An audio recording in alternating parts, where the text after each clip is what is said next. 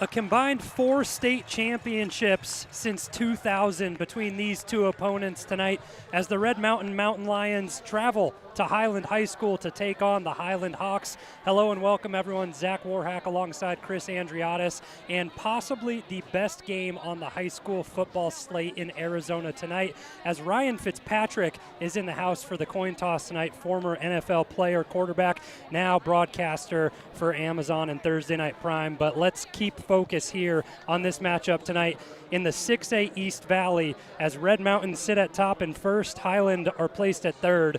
But Chris, when we talk about the schedule that Highland have faced early on in the year, they beat Basha, one of the top teams, if not the top team in the state of Arizona, and then a tight loss to Chandler last week coming into tonight. Yeah, and they had also a tough one with that team in Utah. This is a very good football team, very well coached. Obviously, they've won back-to-back state titles and had the Mountain Lions number the last year. They beat them twice, once in the regular season, once in the playoffs. And I think Red Mountain has some redemption on their minds tonight. Brock Farrell, head coach for Highland, always has his guys in line, ready to play a fast and physical game. And these two defenses may be the highlight of the night. Red Mountain just allowing 19.2 points per game, Highland only allowing 24 points per game. What makes both these squads so successful on the defensive side of the ball? Well, they're very well coached, and they have some phenomenal athletes and football players. And it's interesting because they go about it in very different ways. Highland is a 3-5 defense, and Red Mountain's more traditional 3-4, 4-3 look. So they get at it different ways, but they're both well coached, and they both play a physical brand of football. Offensively, it's been a tale of two sides for each of these teams. Highland have struggled with turnovers to start the year. As for Red Mountain, they've protected the ball extremely well. Highland set to receive the kickoff as we get things underway. Kai Evans gets it through for a touchback, and we'll get the first look of the night at Kalen Fisher and this Highland offense. It's been a struggle so far this season with interceptions for Kalen Fisher. Really talented quarterback. He has great arm talent, but just costly mistakes that have kind of resulted in some of those losses early on in the season for Highland in that game against Lone Peak from Utah and last week against Chandler. Again, I expect to try to get him a rhythm throw early, get him some confidence early on in the game. Fisher out of the gun to start things off, and it's a handoff, give up the middle, and there's that stout run defense up front from Red Mountain, and you can name pretty much everybody on that line. Barron, the first one in to make the tackle and the stop there. Yeah, the linebacker core is very quick to trigger. They're doing a phenomenal job. Nothing doing on that run play up the middle. So they give him a yard on the field. 2nd down and 9 upcoming, and it's the same look. Back-to-back handoffs. This time a little bit of room to the outside and swallowed up back in the middle. And Red Mountain already forcing a 3rd and long, and that's one of the keys to the game. When I spoke to head coach Kyle Enders for Red Mountain prior to the game, he wants to continue the trend of Highland turning the ball over. He said the best way to do that, get them in 3rd and medium, 3rd and long situations and force them to pass the ball. Absolutely. Empty set this time around for Kalen Fisher. Fisher looks to his security blanket. That's Gavin Priest, and he's swallowed up. Carson Mauder with the tackle, and a big game for Carson last week. He was our player of the game, and that forces a 4th down and a good stop defensively. Just over a minute off the clock, and Red Mountain already set to take the ball back on offense. Yeah, you couldn't ask for a better start for that for the Mountain Lions. Highland's going to have to go back and regroup. Always something funky with special teams. They do a lot of unique sets, as you can see here. They got 2 big A-gaps and 3 up-backs here, so we'll see. This time a clean punt, no fake, towards the Red Mountain sideline. Castaneda fields it around the 45, and he goes out of bounds right there. Forced out, and the tackle credited to Bridger Roner. And both quarterbacks for Red Mountain are suited up for today's game, Simon Lopez and Kyle Heap. It's Simon Lopez to get the start out onto the field, but I think the biggest story of this offense in this game, Isaiah Savoy, the transfer from Apache Junction. This is his first week of eligibility. Kyle Enders showing no hesitation, putting him out for the first drive of the game. And anything, you want to just calm his nerves. Not nerves, but just excitement. It's been quite a while since he's touched the football in a game, so, just managing his emotions and just coming out and playing football and doing his thing. Gunnar Moore in motion, and he sets up next to Bodie Wagner at the start. Heap in motion as well. 3 on the left-hand side of the formation for Red Mountain. Lopez with a pitch to Savoy, and he gets his groundwork early. Savoy with a nice burst, and he picks up a gain of 8 on first down. And that is going to be the story of the rest of the season, in my opinion. There hasn't really been the true groundwork running back for Red Mountain. It's been running back by committee. But Isaiah Savoy, 52 touchdowns through his first 3 seasons in high school football at Apache Junction, an absolute stud at the position. Yeah, it was a nice run there.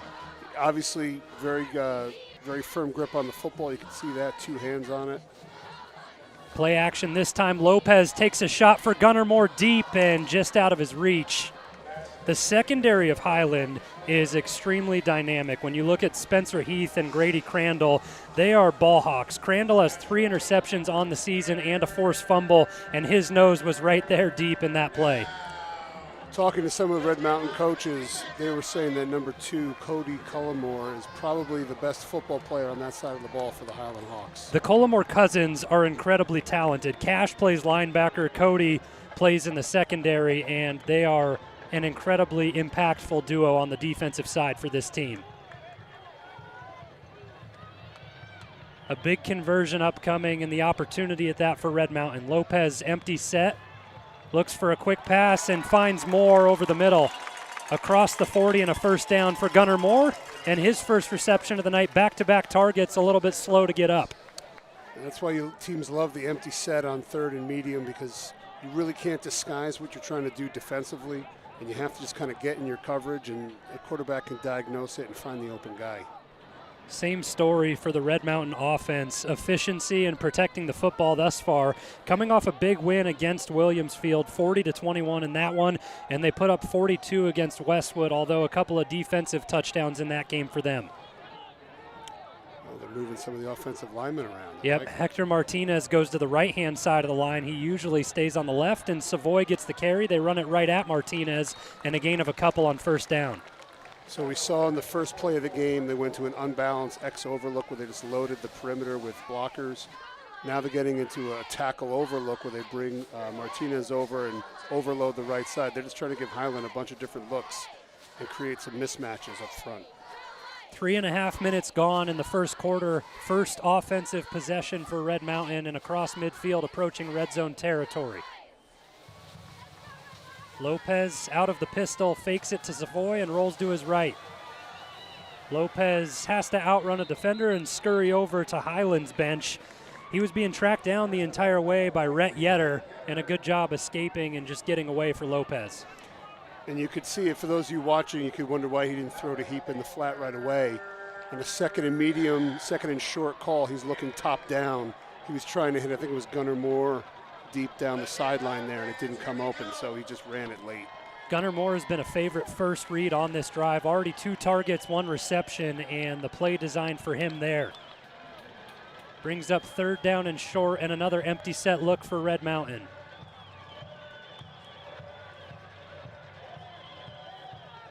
Lopez facing pressure, has to evade it. Cullimore is after him, and he's forced to throw it away. So a big-time blitz that time from the Highland defense, and Cash Cullimore was causing all sorts of problems. Yeah, they brought too many guys, then Red Mountain, one too many than they could block, and at that point you got to either scamper or get rid of the ball, and he was able to do both of those on that play. For now, the offense looks to be staying on the field for Red Mountain. Inside the 40, marked down right about the 31. And we saw last week against Williamsfield, Lopez took the snap and punted it, but this time they might be going for it.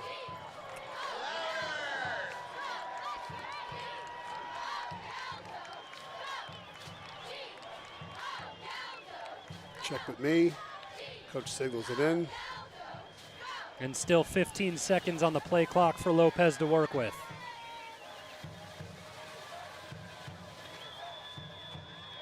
Lopez with the delayed give to Savoy, and I don't know if he has it. He's marked down at the 31, and that's the original line of scrimmage. lost his footing a little bit, and the aggressive play call early in the game does not pay off as Highland forces a stop, and both teams stalemated on their first offensive possession of the game. It looked like they got some Highland got some penetration, and somebody got a hand out there and might have tripped him up as he took the handoff. It's kind of a mere defense. That linebacking core of Highland is also a problem, just as Red Mountains is. You have Cash Collimore, Max Wood, Cole Archibald. These guys are a stellar unit, and I think that's the focus of this game on both sides tonight. Certainly looks that way from what we've seen so far. This time a quick give to Jay Martin, and he makes a couple guys miss and drags them along with him for a pickup on first down. And we'll also see Cody Cullimore show up on the offensive side of the ball as well. He runs some wildcat, and they can hand him the ball also as a running back as well. Just one of those extremely talented athletes who plays both sides of the ball very effectively. Right now it remains Martin in the backfield with Fisher.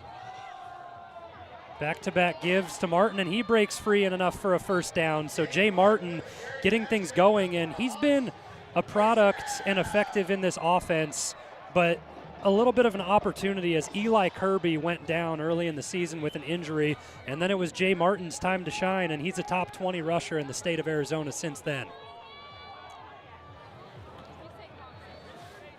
The number of shifts and motions and that's a hole right there. Exotic formations we've seen so far is incredible just in the first two series from both teams. Trying to cause confusion prior to the play and just get looks to give it an opportunity and make it easier for your quarterback to read the defense, whether he sees man or zone, to get that look at coverage. But 3 straight handoffs for Highland with 7:13 left in the first quarter, and it'll be second down and long upcoming. And your offensive coordinators are also testing to see how far the defense will adjust. You know, when they go all the receivers over to one side, will they walk their corner across? Will they roll coverage? How much adjusting will they do based on the formation? And Champ Jennings has to come out for a play. He was signaled to the sideline by the officials, and Cole Edmonds steps in his place. Offensive personnel, you mentioned Cody Cullimore. He's in motion towards the slot.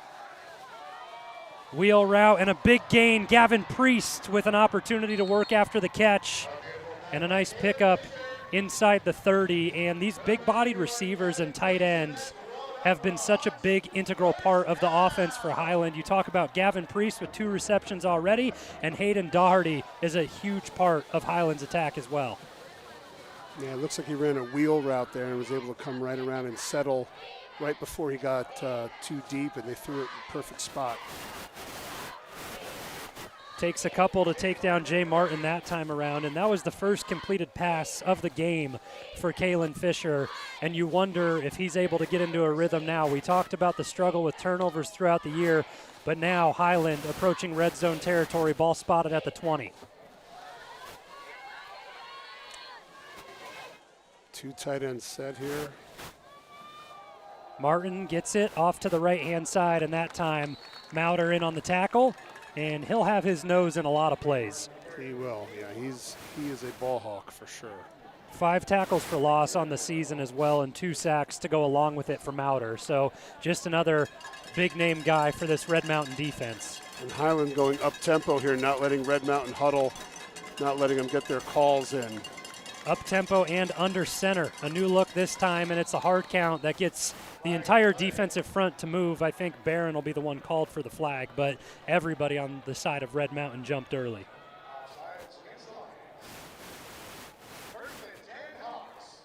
So after a 3-and-out on the opening drive for Highland, this is everything you want and more. Inside the 15, first down, red zone opportunity after just forcing the penalty upon the defensive line of Red Mountain. And we'll see how creative things get here for the Highland offense. The coaches are telling me they have a number of exotic red zone sets they like to run down here, so I'm sure we'll see some funky stuff here. Greg Toller was in motion, but it's Jay Martin as remaining the household name on this drive with another carry, and Champ Jennings the first one in to make a tackle. Some very hard running from all the running backs so far we've seen tonight. Running, carrying guys, and it's taking multiple tacklers to bring these backs down. A very physical game is what we have in store from what we've seen on the first couple of drives. We talked about Cody Collimore checking into the offense. Cash Collimore in the game now as well for Highland, and another early movement on the right side of the line for Red Mountain. Seth Barron jumps off again. Yeah, fool me once, shame on you. Fool me twice, shame on me. I would definitely be emphasizing with the D-line, keep your eye on the football. It's tough to give them a free 5. Yeah, that makes it 2nd down and 1 from the 5-yard line. And here comes that Wildcat look. Collimore takes the snap, runs off to the left, and he's met by a wave of Red Mountain defenders, and they make the stop but give up a 1st down as the ball now at the 3-yard line and a fresh set for Highland. And this is about as tough as it gets for a defense. 1st and goal on the 3-yard line. Team's going to have 4 plays to get 3 yards. Definitely a tall order. So many personnel changes for the Highland offense. And Jay Martin checks back into the game in the backfield, and a lot of motion.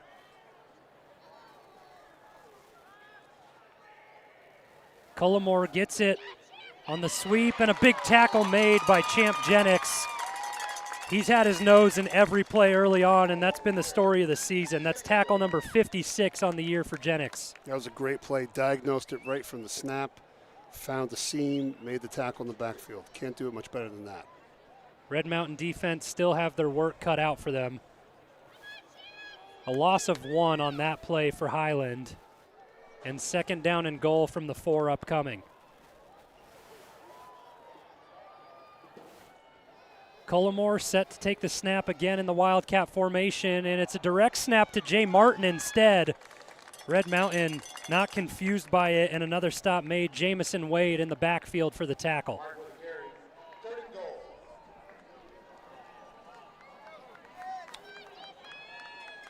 I think with this big of a game and a conference matchup, ball down at the 3-yard line, 4-down territory automatically for Highland. I would imagine, yes. And the interesting thing is it's been all run plays thus far. Let's see if they're willing to throw the ball down here in the red zone. They still have that skill set Wildcat formation. Collimore is met. And back-to-back stops made by Jamison Wade. Man, that was quite a collision right there from Wade. That's what you call, he stoned him. He hit him, and he went straight up like he hit a wall. And it looks like we may be seeing the special teams unit come out onto the field for Highland. So pending any trickery, could be settling for 3, and that's the other side of the story where I say maybe it's automatic 4-down territory. In a rivalry game like this, you just want points on the board. And I would think, if you have the ball on the 3-yard line and you run the ball 3 times and you get back to the 3-yard line, maybe you think you take the points because it's been tough sledding running the football in this Red Mountain defense. Line drive kick up and through, so a 3-0 lead for Highland at home after the Hudson Schambach field goal is up and through. 2:29 left in the first, and we'll take a break on RMTV.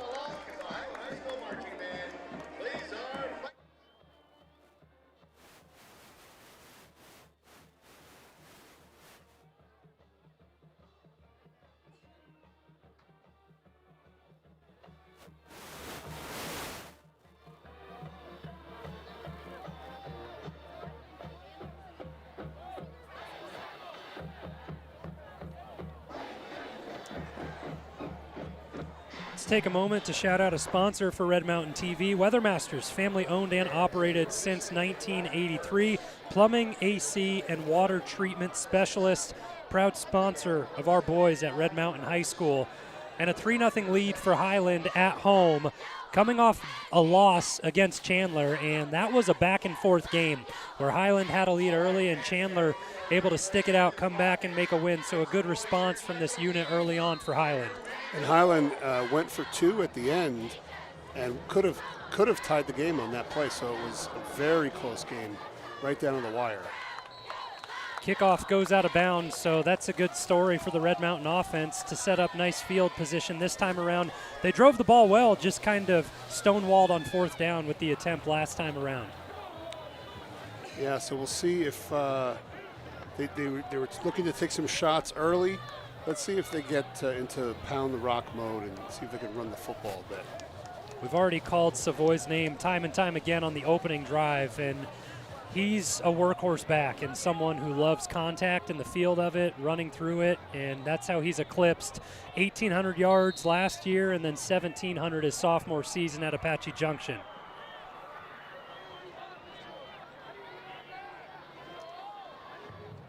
Lopez out of the gun on first down from the 35. Savoy gets the carry and finds a little bit of room and gets out to the 40. They are not making it easy for him thus far. It has been tough sledding, and he, like you said, he seems to enjoy it. He gets right in there and runs through his pads. He's a very physical runner. They've been favoring that right side of the line with the handoffs, and I think they have comfort behind Diego Villalobos to be able to move the ball. He opens a gap and a pick up a 5 on first down for Red Mountain.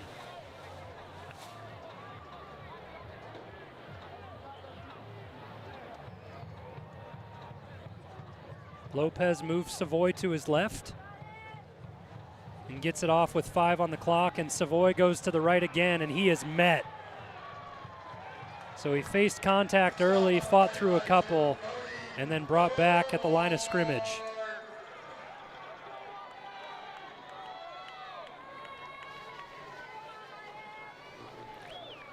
Third and 5 here. Be interesting to see what they go with. The Highland defense and physicality is matching everything that Red Mountain has brought.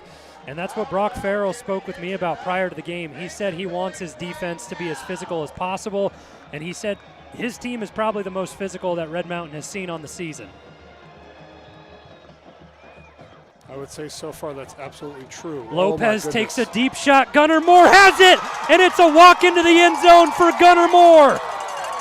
59 yards all the way to the house, and what a response from Red Mountain. My goodness, that was as pretty as they get. For a second, it looked like he might not get under it, and then he got there at the last second and cradled it in. And man, he has some wheels, doesn't he? The closing speed to get under that ball and have it just fall right in his hands.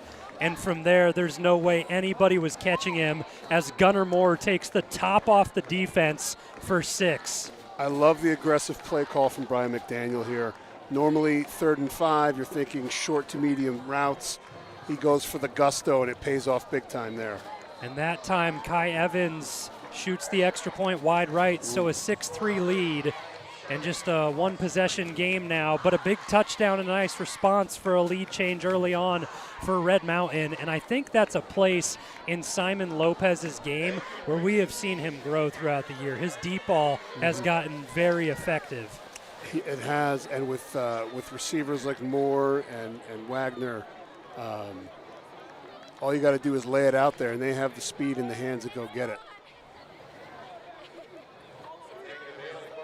Punch for punch early on between these two teams. 55 seconds left in the first quarter, but they've mirrored each other as it was a stop defensively on the opening drive for Red Mountain. Same thing from Highland, and then that time around, Highland put points on the board, and Red Mountain respond with a quick touchdown, 59 yards for Gunnar Moore.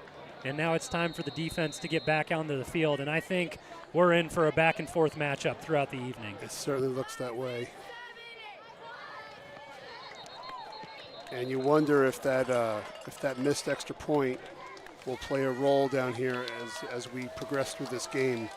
Games like this, the little things tend to be to show up big in these kind of situations. And it's an area where Kai Evans was perfect a week ago against Williamsfield. A couple of field goals, and every extra point was good for him. So we'll keep an eye on that storyline as it develops with. If it forces, another touchdown for Red Mountain, they go for 2 that time around to extend it, get it back to what would be 14.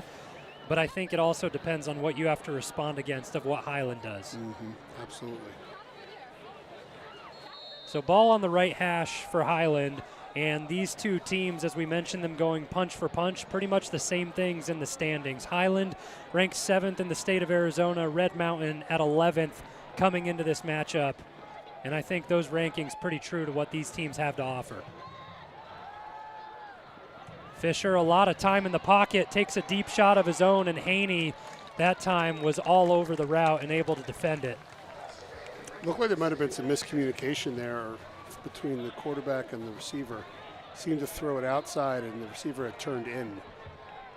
Greg Toller was the intended target that time around, and he's kind of a breath of fresh air for what these pass catchers are for the Highland side. I mentioned the big body guys earlier. Greg Toller can fly. Yeah, he's a burner.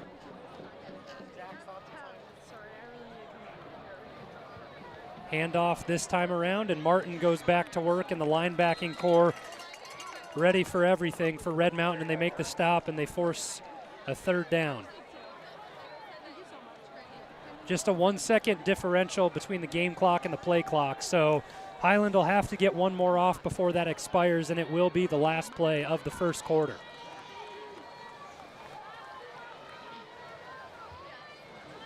Taking their time signaling the play here.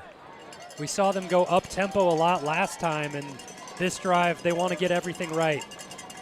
Third down, backs against the wall in your own territory. Doherty in motion. Fisher over the middle, and Toller sort of just stopped running. He was running that in-breaking slant route, and he had a lot of room, and Fisher fired it as if he was going full speed across, and he just kind of wanted to sit in the zone. Yeah, again, might have been some wires crossed there. Usually you tell your receivers, if it's zone, you sit down in the hole. If it's man, you keep on the move. And that certainly looked like a zone right there. Still time for everything to get fixated on the sideline for Highland, and I'm sure they'll sit down, have that discussion. Still 9/10 of a second on the clock, so the punt will be the last play of the first quarter. And an opportunity for Chris Castaneda to make some noise in the return game. Big punt, and that one out of bounds and spotted around the 40 and right at the 40-yard line. So the end of the first quarter, Red Mountain on the road on top, 6-3 thanks to a Gunnar Moore touchdown, and the offense set to take the field for Red Mountain when we come back on RMTV.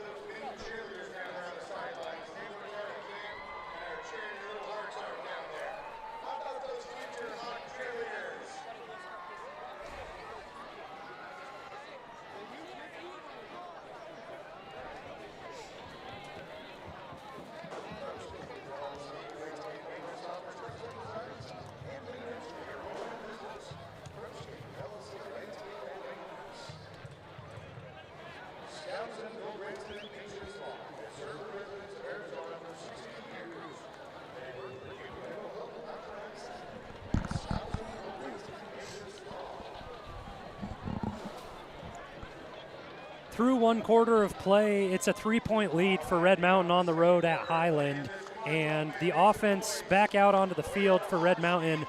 The play calling in the story early on, it's kind of been ground and pound on first and second, and then let the pass game open up from there, and a heavy set personnel, 3 in the backfield this time around for Red Mountain. Savoy gets it, and no trickery that time as the Highland middle linebacking core and defensive line able to make a stop behind the line. Well, I can see why they were favoring the right side early on. They got some great push on the right side of the offensive line on that play. I would imagine they're going to go back to that at some point. Yeah, that time around, Seth Walker able to shed a block on the edge and make a stop of Savoy in the backfield. So from 3 in the backfield on first down to empty set on 2nd and 10. 3-man rush for Highland, and Lopez able to escape and fly out of bounds. That time around forced away by Cole McCleve, the senior from Highland.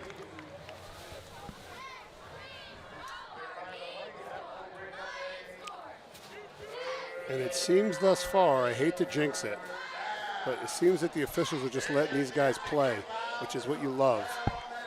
They're not ticky-tacking it thus far. In a game like this, that's what you want to see. And a good officiating crew led by Brendan Ulatowski.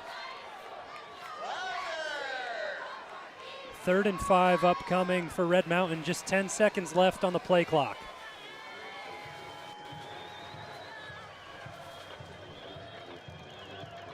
Lopez down to 1 second and recognized in a timeout taken by the side of Red Mountain, and they burn their first of the first half. want to make sure they have everything right around midfield with this third down opportunity. Yeah, it's a crucial third down here because you are at the spot in the field where you would probably punt if you don't get it. So they'll look to get all their eggs in a basket and be ready to go here. But early on, the keys to the game for both sides, when I spoke with Coach Enders of Red Mountain as well as Brock Farrell from Highland, they both were ready and wanted to welcome a physical game, and I think they've gotten nothing short of that early on. For sure. These two teams are getting after it, and it's and you wonder how it's going to take a toll as we progress through this game. You know, long drives where teams are running the football can wear out a defense. So we'll see how that plays out as this game progresses. Coming out of the timeout, Red Mountain look to extend the drive and put together a long one of their own. Highland defense ready and willing to get off the field.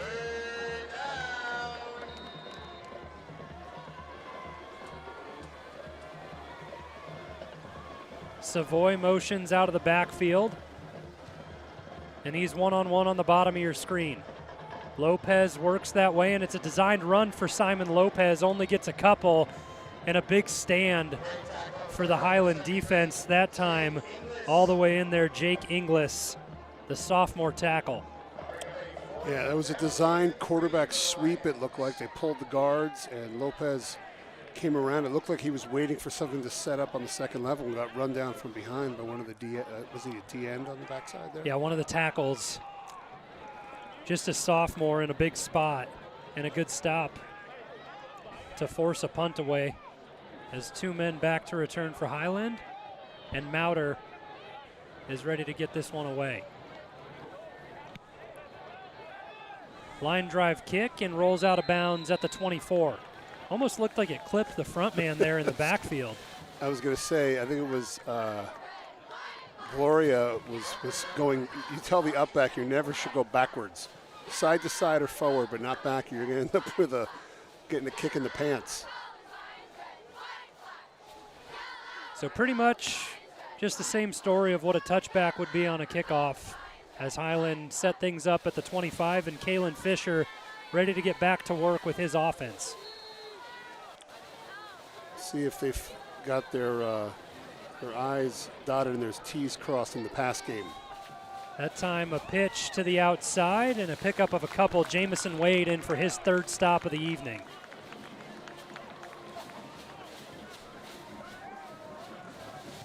So Elijah Denson gets the carry that time around for Highland as they're cycling through backs. We've seen him and Jay Martin early on, and then the Wildcat look where you have Cody Collimore taking a few carries.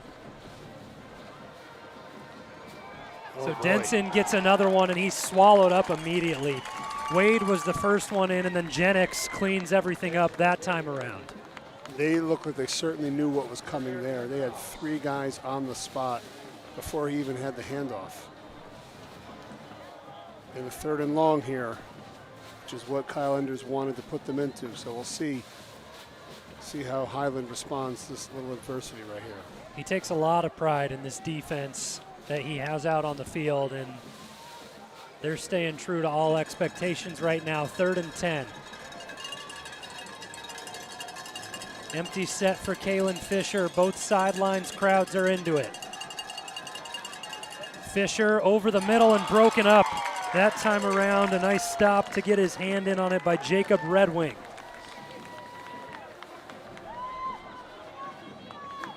That was a big stop there.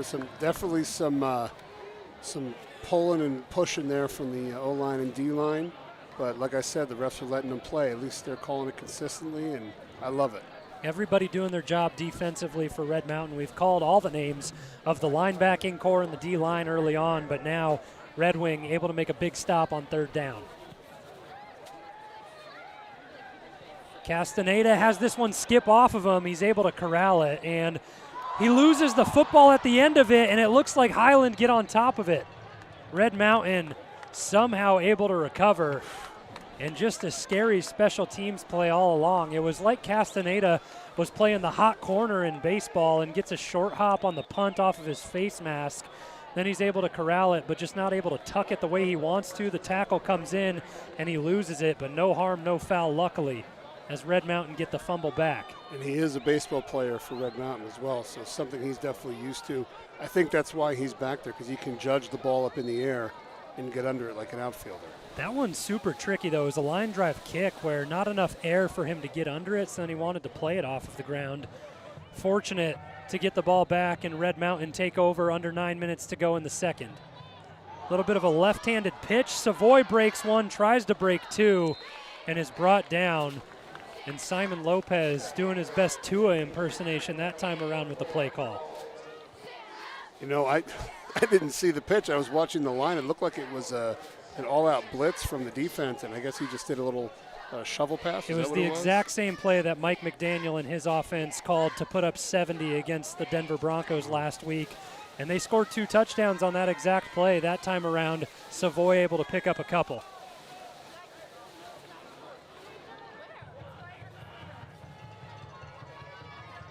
Lopez goes play action this time around, has to escape a sack and does a good job at it. Smart by Lopez to go down, and the flag flies. Penalty assessed to Cole Archibald as Lopez was giving himself up, and the hit comes in late on the ground. Really tough for a defender, you know, because a quarterback, especially a quarterback that's a runner, you know, he's out on the edge. You're going full speed and closing, and then all of a sudden he slides. You got to be able to pull up, I guess, or go over the top. You can't finish him off when he's on the ground. So hard in a game situation when you're working full speed, and we talked about our officials of the night kind of leaving stuff out there, letting these guys play, but when there's one that's pretty clear like that, you have to call it. You got to call it. 'Cause you know what? Because it's a safety issue. Yep. And you don't want somebody to get hurt on a late hit.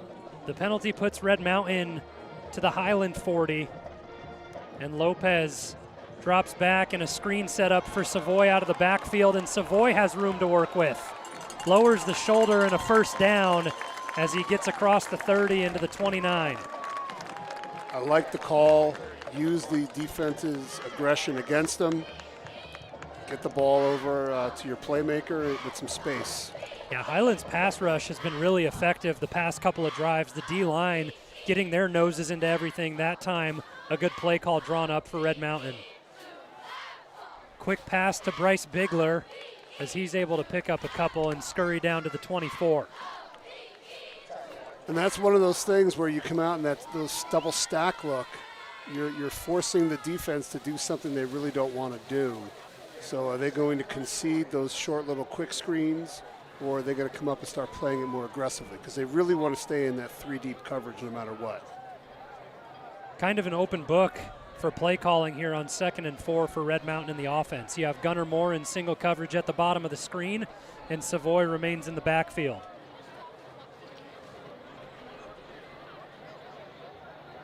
Wagner in motion, and Lopez with the keeper. Savoy tries to set up a block, and that play goes nowhere for Red Mountain.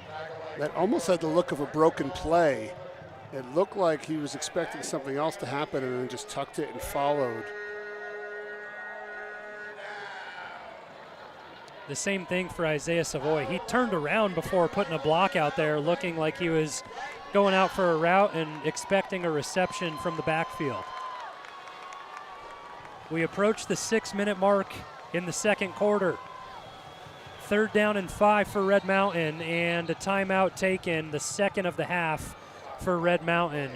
And another one of those big situations where they want to talk things over. Yeah, and I think it's a good call. It's timely. 6 minutes left here.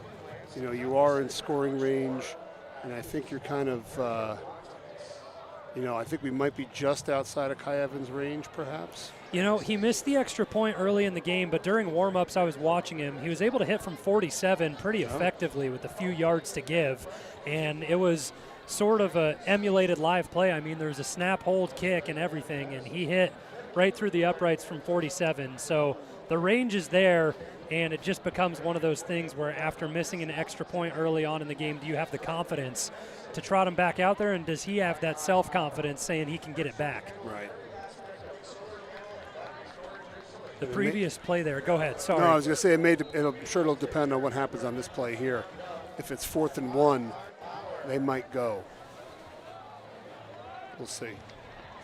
Last time around with the confusion, do you think that could also be something where it's the first time in a live game for Savoy, trying to figure stuff out and still make sure he has things right? And the challenge is, if you're in practice and during the week, you can't possibly run every single play both ways with all your backs. So you're missing, somebody's missing something. Red Mountain get the look, and we'll see what they dial up here. Only 3 seconds left on the play clock, and they just took a timeout. They might be at jeopardy of delay of game, and they lose it here. Costly penalty coming out of the timeout to take a delay of game. Yeah, I have to pay more attention to that, because that was a very quick 25. And not sure if the play clock got reset or not, or if it went down to 15 or something along those lines. Regardless, it goes from 3rd and 5 to 3rd and 10.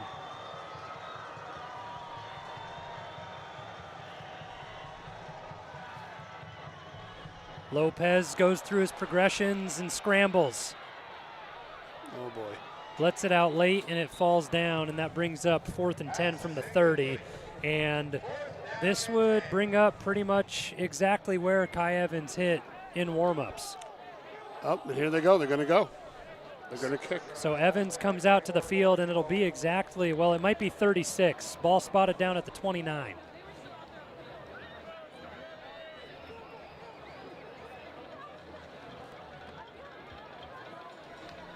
Castaneda sets up the hold at the 36, so it's a 46-yard try for Evans.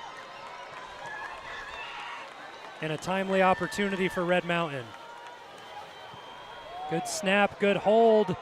We talk about, can Evans respond? I told you he hit from 47 in warm-ups, good from 46 to make it a 9-3 lead for Red Mountain. And that is such a big kick right there, because they were going backwards.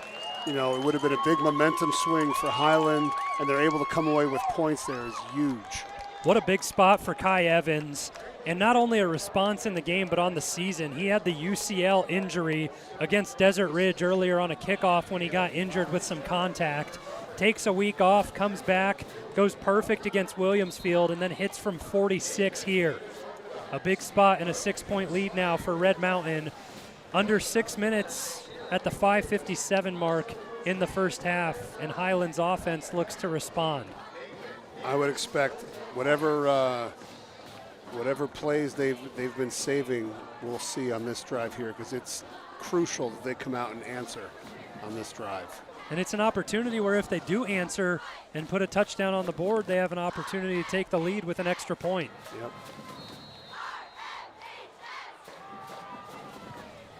Evans goes with a line drive squib look here, and it goes into the end zone for a touchback. Greg Toller didn't want to have any part of that bounce. He saw what happened to Castaneda on the punt, and he just lets it go into the end zone. I do like the line drive kick, because it might just trick a guy into thinking he can grab it, and then that's a live football down there right around the goal line. So all it takes is one unfortunate hop for the return man to be set up in a pretty sticky situation.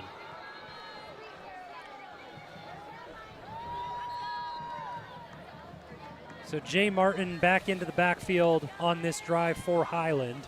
We saw Denson get a couple looks last time around. Jennings shows pressure and brings it. A deep shot taken by Fisher, and wide open, unmarked for a big gain. Lucky to not break free for a touchdown. A big reception that time by Braden Raja. Wow, that's what you call helicopter open, where it looks like the guy just dropped out of a helicopter onto the field and was in the middle of nowhere. A huge gain on first down for Highland to be able to open things up. And we usually see Greg Toller be the deep threat, but that time Raja, his first reception of the evening.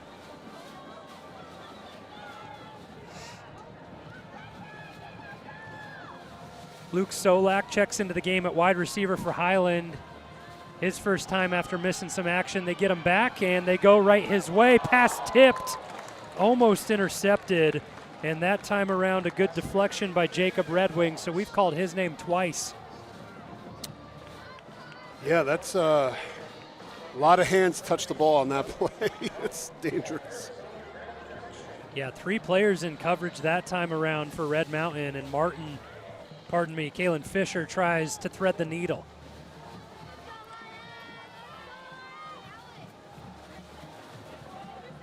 Second and 10, Doherty and Martin both in motion for Highland. Martin gets the carry up the middle, and Jennings swallows the contact and makes the stop, but not before a gain of 5. And I would certainly say that they're in a 2-down situation here. 5 minutes left in the half. The defense is playing pretty well. I think they're definitely going to try to get some kind of points on this drive. Especially after opening things up with a big chunk play early on in this drive, and still 4 minutes and 50 seconds to go.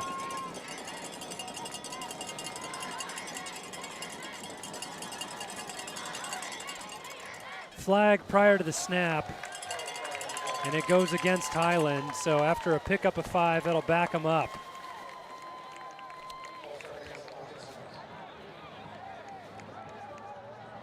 Yeah, and then we saw Red Mountain do the same thing. They had to delay a game on their 3rd down. 3rd and medium made it 3rd and long. So a little bit of nerves here too, perhaps. You know, this is a big game, and these big moments. You know, sometimes we got to remember these are high school kids.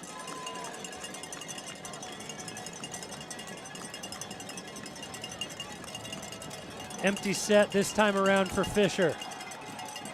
Sets, throws, deep shot taken and caught. Marked down short of the end zone.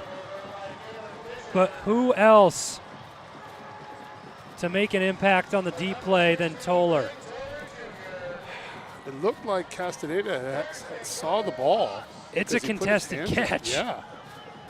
Unfortunately, we don't have our replay set up tonight. I'd like to go through that one again, but yeah, that could have gone either way.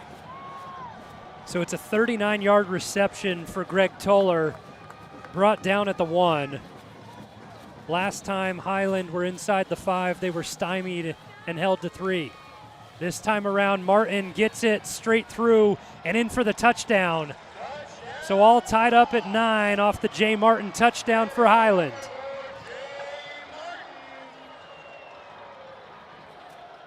Now the extra point comes into play. But Red Mountain still has 4 minutes to get something going here and answer. So a lot can happen in these last 4 minutes. That's touchdown number 5 on the ground for Jay Martin. He had 2 against Campo Verde a couple of weeks ago and punches his ticket into the end zone to tie things up this week.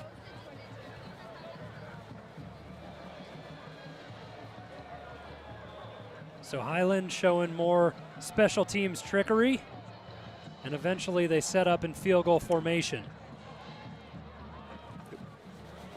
I was going to say, they almost didn't get that off. Schambach ends up getting it up and through, and it's a 10-9 lead for Highland. So a great response as these two units have gone up and down the field. And with 4:13 left in the first half, Red Mountain get a chance to respond, but they've already spent 2 timeouts, so clock management will be big. Yeah. And I would imagine the next time they score a touchdown, they probably will go for 2 to try to get it back to 7.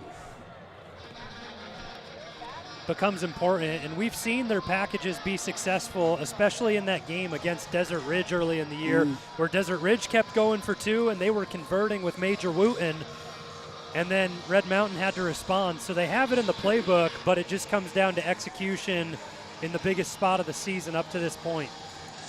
And this has just been a phenomenal game so far. Just well played, well coached, well officiated. I mean, this is a real treat for the people watching at home and the people here tonight. It's everything you can ask for and more, and we kind of anticipated it looking like this and having the opportunity to go down to the wire early on, a 1-point game with 4:13 left in the first half.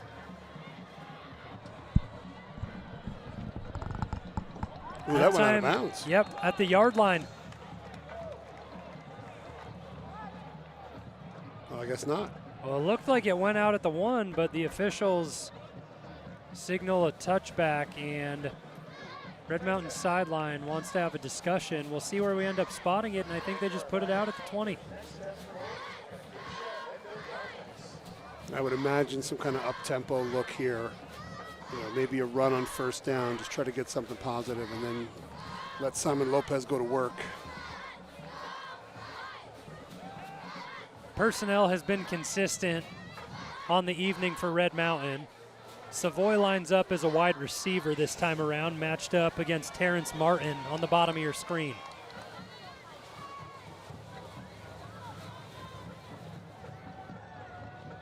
Savoy gets the motion in towards the backfield and looks to set up a block for Lopez on the designed run, as Lopez picks up a couple, and Savoy had a target for Cole McCleve. He was looking to set a block there on the way back in for Lopez. They call that a crack block, where you motion in and looks like he got a little too excited and missed, but those can be devastating when you connect on those. Yeah, good awareness from McCleve as well to be able to avoid it, as he's one of the key players for this Highland defense.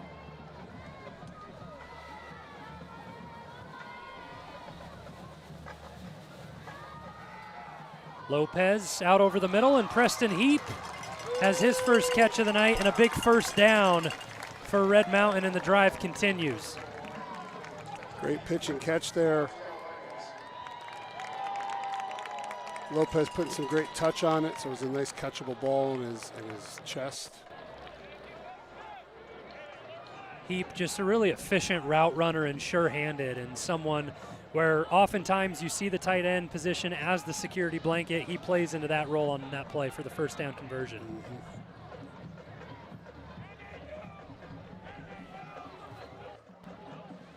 Bigler in motion. Savoy gets the carry, and he stood up immediately.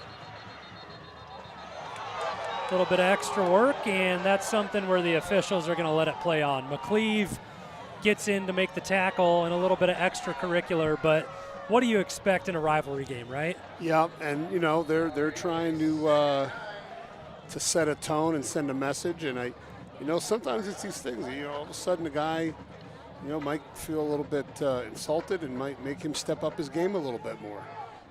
And officials head to both sidelines to have a little bit of discussion after they see that kind of scrum towards the end of the play, and they just want to make sure they have a handle on everything, talk to both sides, and keep it in control.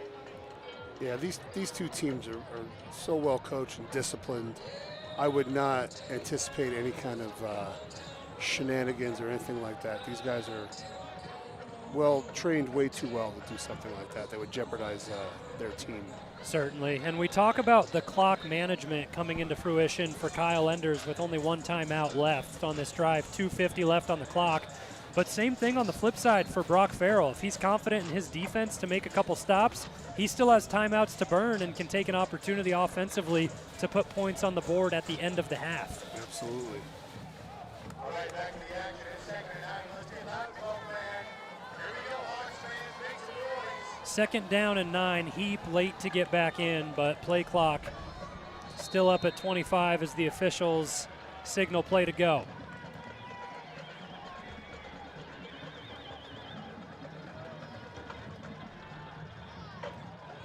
Lopez with a rollout over the middle, and Wagner is planted after a pickup of 5. And that's the first time we called his name tonight. He finally gets a target here late in the half. 3rd and 3. Right around midfield, ball at the 46 of Red Mountain. They go empty set. Highland showing heat, and that's what you expect from a Brock Farrell coach team. So adjustments made on both sides. Lopez barks out commands, as does Colomer on the side of Highland. A game of chess between these two. Oh, he had Lamb. Lopez looks to take the deep shot to Wagner, and he lays out and makes the catch. Down at the 15. My goodness. Bodie Wagner making his statement on the game. He was falling down, and the ball was away from his body. Are they saying it was not a catch? Oh, my. So they call him, I don't know, down, incomplete. He landed out of bounds. I'm not sure what it was. But a flag flies in late, so I wonder, something I noticed when that route was going down, an official went down on the sideline. There were some the coach Highland in the box personnel there. Yep. sitting down on the sideline near the field of play, and an official went down over there. So I'm curious if that's the call or if it's something else. Usually it's a warning for a sideline penalty. But in a situation where there's a collision, yeah. I think that's exactly what it is. And it's awful crowded over there. Man. I see some guys that are in street clothes sitting on the side. And that's who he tripped over. Oh, yeah. It's something I saw develop. So regardless, a spectacular catch by Wagner that was called incomplete. Red Mountain get a new life and a fresh set of downs, just under 2 minutes left in the first half. And to come away with any points here would be a steal because they get the ball to start the second half.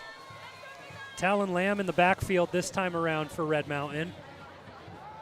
Lopez quick out. That one tipped. Heap able to stay with it, and a nice pickup on first down. And he's able to get out of bounds, stop the clock. Nice play call all around. So Heap becoming more and more involved in this offense as the season progresses.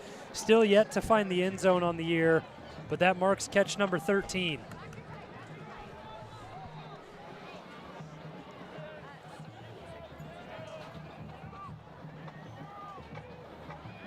Savoy checks back into the game now, and Lopez looks to go that way on first down. As he's able to fall forward for a couple, Cash Cullimore gets his nose in on the tackle along with Spencer Heath. They are determined to not let Savoy get loose inside. They are sending all kinds of bodies into that tackle box right now. Yeah, he's had a couple pickups of 5, but nothing bigger than that for huge gains, and stopping those chunk plays huge for Highland early on. You can tell it was an emphasis. There's the screen again to Savoy, and he cuts back, and now he's loose. Isaiah Savoy gets inside the 10, and that's what he's able to do after the catch. And that was impressive to see him finally in the open field where he has room to move, and the spin move and the juke. He is every bit as good as advertised. Plant the foot in the ground and go at first, and then, like you mentioned, the spin move to cap it off, and then fight forward yards after contact inside the 10. Huge opportunity at the end of the half for Red Mountain. They trail by 1. Savoy gets it again and pushes forward and stood up at the 1. And now clock management's a factor. As we're under a minute and the clock running, they're going to get up quick and try to run the ball. Oh. Late personnel change. Lopez looks for the sneak, and the officials wave their hands. I think we get a timeout from the side of Highland prior to the play.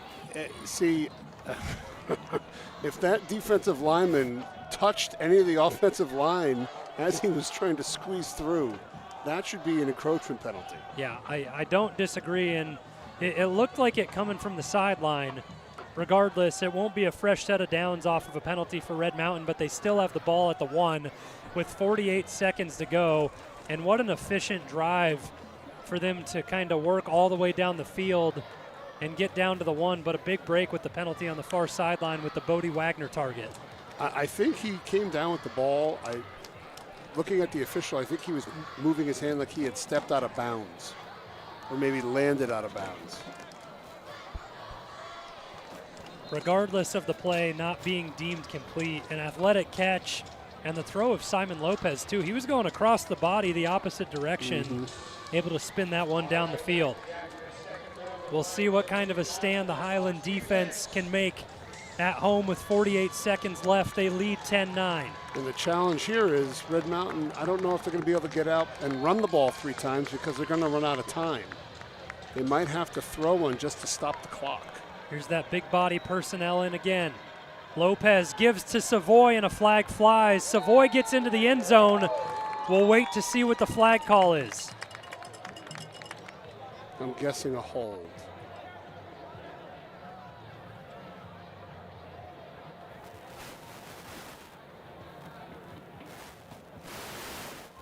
The flag came from the end zone out the back, and it looks like the Red Mountain offense backing up here. Oh, chop block. Chop block. So that hurts because that's a personal foul, and that puts you from the 1 all the way out to the 16. That's a tough call, you know, and it's very difficult on the goal line, one, to even see it with that many bodies all packed in. But an illegal chop block would mean that somebody would have to collision hit a player high and low simultaneously.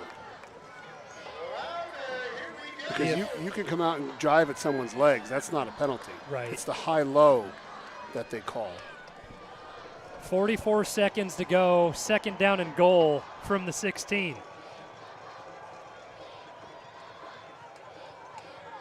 Lopez dancing around in the pocket, dumps it off to Savoy. Savoy able to get down to the 10. And they still have their timeout. Do they take one more shot and then try to kick?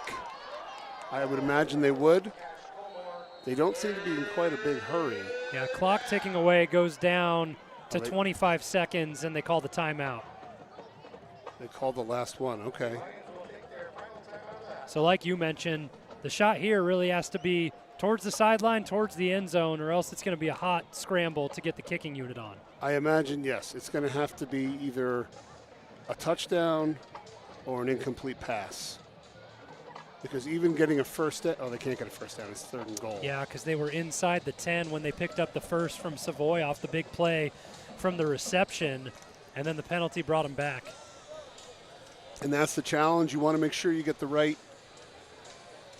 call, but at the cost of losing your final timeout, I don't know. Because that would have been a nice security blanket to have, run whatever play you want, and then have the ability to call timeout with 3 seconds left and kick the field goal to go into the half. These are the situations where both teams feel like they got to have it. Highland feel like they've made the stand so far and have the stop, and Red Mountain so close to punching it in now at the 10.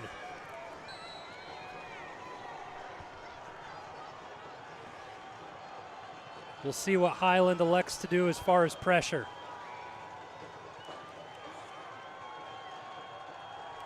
They bring 4. Lopez to the end zone.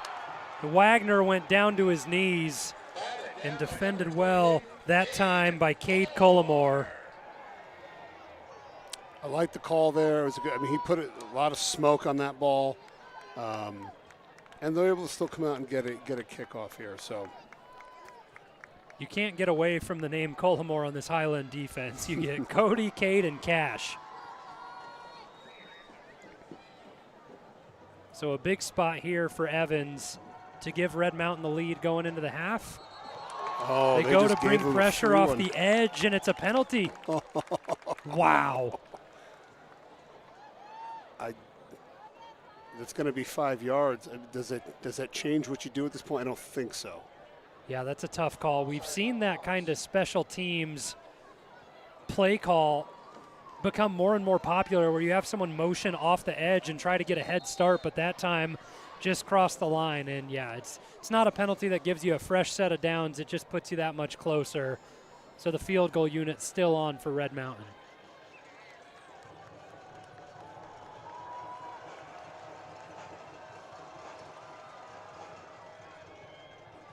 That time, Evans good from 17, so he's been good from 46, good from 17, and it's a 12-10 lead for Red Mountain with 17 seconds left in the half.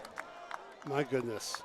This has been quite a first half. I can't wait to see what the second half holds. Lead change after lead change after lead change, and these two teams rolling with the punches and answering one another. It's just 6A football at its finest. Yep. This is just a classic. All the makings of a classic. And Highland are ever so comfortable in these close games. They've already had 2 of them on the season against 2 of the best teams in the state of Arizona. It was a 1-point victory against Basha and then a 2-point loss against Chandler. And you have to always tip your hat to teams and athletic directors that will go out and schedule these tough opponents, because it's only going to make you better as you progress through the year. And when you get into the playoffs, they're all like this. You know, you're not going to be battle tested if you're playing, you know, the Little Sisters of the Poor every week. And these guys are out here playing the top teams in the state. There's the squib look again from Kai Evans, and that time it brings up a little bit of a decision making for Greg Toller. Toller able to wiggle his way through, and he goes down just around the 20, and 10 seconds left on the clock for Highland. So we'll see if they elect to take a shot, take a knee, and get out of the half with a 2-point deficit.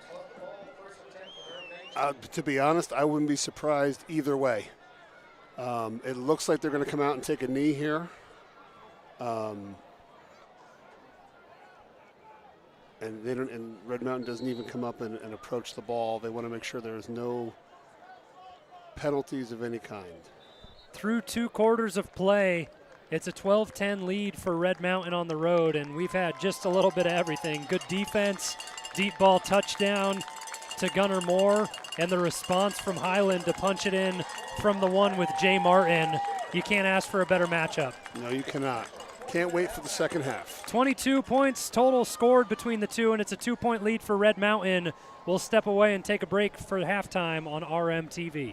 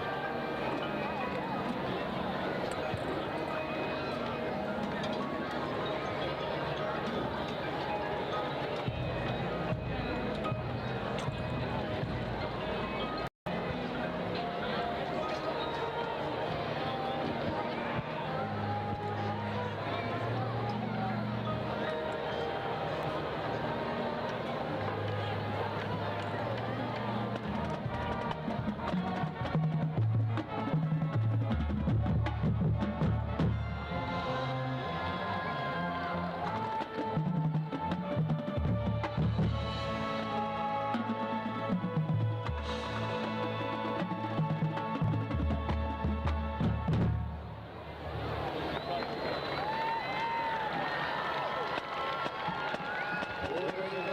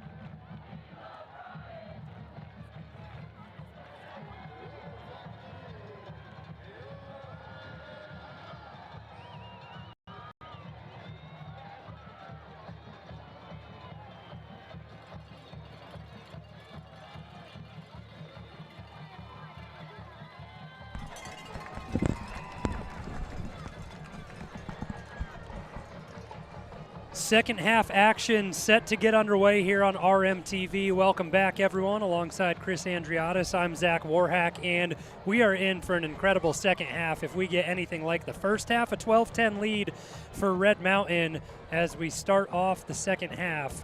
And what are some things that stuck out to you in the first, Chris? Both teams willing to take shots downfield and balancing that with a willingness and a determination to run the football as well. Some timely plays on both sides of the ball. Really well played first half. When you talk about those shots downfield, a big one was taken for Red Mountain, the 59-yard touchdown reception to Gunnar Moore. And I want to go back and talk about that and highlight it real quick. Everything about the play was perfect. There was a little miscommunication and corners switched on to Gunnar Moore late, and he had the first step, and then it was just a beautiful ball by Simon Lopez, and Moore able to run under it, grab it all the way into the end zone. Yeah, I've noticed that they've, when Red Mountain is checking their play, that Highland does the same, and they will often switch the DBs on which corner is matched up on which receiver. So, like you said, if you get your wires crossed there and somebody's not on the same page, that can cause some confusion and get somebody wide open. On the flip side of things, talking about the deep ball, a big one to connect and set up a scoring drive towards the end of the half for Highland. Actually, two big plays for them. Greg Toller had the 39-yard reception to get him down to the 1, and then Braden Raja also had a big catch, but then eventually punched in by Jay Martin. And both these backs also making a statement on the game. Big, physical, fast, not afraid of these linebacker cores. No, and you're seeing Savoy show us some pass catching ability and making plays in the pass game, and that's how he's been able to get loose a couple times in that first half. On the defensive side of the ball, both teams have been pretty stout. You only see 22 combined points through the first half. For Highland, I think everything has been going through Cole McLeave. He's been stellar at the linebacker position. He's brought a lot of pressure from the second level, and on top of that, he's been sniffing out the run. Yes, both linebacking cores have been fantastic in that first half. Triggering quickly to the ball, sure tackling. They're both excellent. For Red Mountain, it's kind of when one guy isn't playing at his peak, another two step up. And you've seen that tonight between Champ Jennings and Jamison Wade. They've just been feeding off of each other's energy. First one in on plenty of tackles throughout the evening. First contact, finishing hits, delivering blows, and making plays happen. Yeah, Wade has really stepped up his game tonight. He's made a couple big solo tackles. That one big stop down on the goal line stands out to me. He's playing stellar tonight. Adjustments for both sides of the ball will be made for each team at the half. And offensively for Highland, what do you think you look for out of them to get things going to start the second half? Well, I think they're not going to give up running the football. This team is built to run the football, so they're going to continue to try to run the ball. I think you might see some more play action and continue taking shots downfield because they had some success with it at the end of the half. So I would imagine we'll see more of that. For Red Mountain, things have been spread throughout the offense pretty well. We've gotten touches from just about every name you can call, but I think the involvement of Preston Heap and his couple of receptions have really set up drives, picked up first downs, and put things together momentum-wise for Red Mountain. Yes, they did a phenomenal job finding him on that last drive down here as the end of the half. And I think we might see some more of Lopez getting on the run and sprint out. Because they're having some protection issues when Highland is blitzing. And I think that way if you get Lopez out of the pocket and get him moving, that's where he's really at his best. He's been efficient with those designed runs, but also has been forced to scramble time and time again. A lot of pressure from the Highland team when they bring that fourth and fifth pass rusher. Kind of switches things up there a little bit, but everybody finding their way back to their seats and excited to get second half action underway on Ryan Fitzpatrick night here at Highland High School, being honored and at the field. And Highland set to kick off. They received in the first half, so Red Mountain looked to get the offense rolling early. We talk about the special teams. It's been ever so important, and especially the kicking game for Red Mountain. We talk about the extra point early that went kind of wide for Kai Evans, but since then, perfect. He hit a 46-yarder and then a 17-yarder to close things out as well. I would not put past Highland an onside kick here. The opportunity to come out aggressive at home and make a statement in the second half, but a long a weighted situation presents itself here, and Gunnar Moore back deep to return for Red Mountain. And this is such a crucial drive here. One, because it's the start of the second half, but also if you're able to score a touchdown here and go up by 2 scores, that would change the complexion of this game quite a bit. So a big opportunity here for the Mountain Lions. It's been 3 straight wins for Red Mountain, and they have a hold of the lead, but a narrow one. 2 points separate these two teams, and this one goes down, and it's fielded by Wagner from the 10 and works to the opposite side of the field. Wagner has room to work with, gets up the sideline and faces contact at the 40, marked down at the 43, and good starting field position for Red Mountain. Yeah, it's a great start. Get to about the 40. Yeah, great job by B-Dubs there, getting the return. So our line judges converge and put them down at the 40 rather than the 43. Still very efficient field position, and your playmakers make plays. Yep. They do it in special teams, do it on the offensive side of the ball. And there's that switch with the corners again. We see Cole McCleve come all the way out from the linebacking position to mark up at the bottom of the screen. Play action and Heap involved early. Heap after the catch, able to pick up a couple. And a scrum puts him down, and it'll be 2nd and short. Great call by you, talking about Heap getting more involved, and they come out and they run a play for him right off the bat. Just a nice slip route for him right into the flat, and all the blocking was set up nicely. Gunnar Moore put one out there, and a really good understanding of him of when to let go too, not to get the hold. Yep, and because he catches the ball right at the line of scrimmage, you can block downfield, and great play call there. 2nd and 2 out of the pistol for Lopez. Savoy gets the carry, and he's been favoring the right side all evening long and continues to go that way. And Red Mountain crosses midfield off just 2 plays. It looks like Brian McDaniels found something here. This is called an X over formation. The second receiver from the outside is actually ineligible because he's covered up by the X. So that's something that Highland has to diagnose. A fresh set of downs for Red Mountain as they look over to the sideline to get the call. And Highland's defense in the run game has been extremely efficient tonight.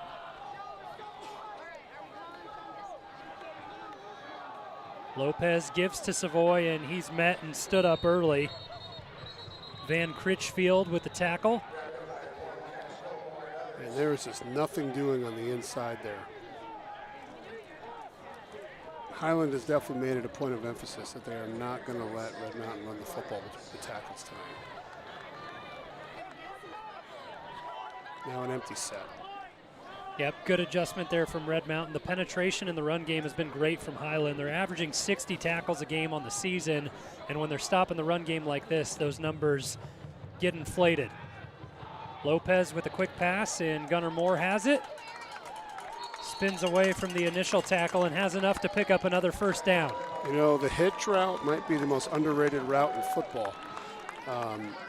Super simple, but super effective. You know, you can't play the deep ball and then come up and make a play on a hitch if you're doing it right at DB. So a great call there. Move the chains. Red Mountain's offense continues to be efficient and pick up a couple of 1st downs on this opening drive of the second half. 9:30 to go. They lead 12-10. Lopez play action and has to escape pressure. McCleve racing after him, and a dangerous throw over to Heap. Falls incomplete. Yeah, I'm wondering if it's something in his initial read where he doesn't like it and it's causing him to scramble. Because the way that they're rushing the passer right now, he's not going to get more than 3 seconds back there in the pocket, unless they add some more blockers into the protection. One of the strengths of Lopez's game is able to identify where the pressure's coming from and escape like he does there. But in a foot race with McCleve, you can't do that too many times. This time Savoy gets it, tries to find the edge, and just no room. Initially held up by Cash Collimore, and then the rest of the gang comes in for the tackle.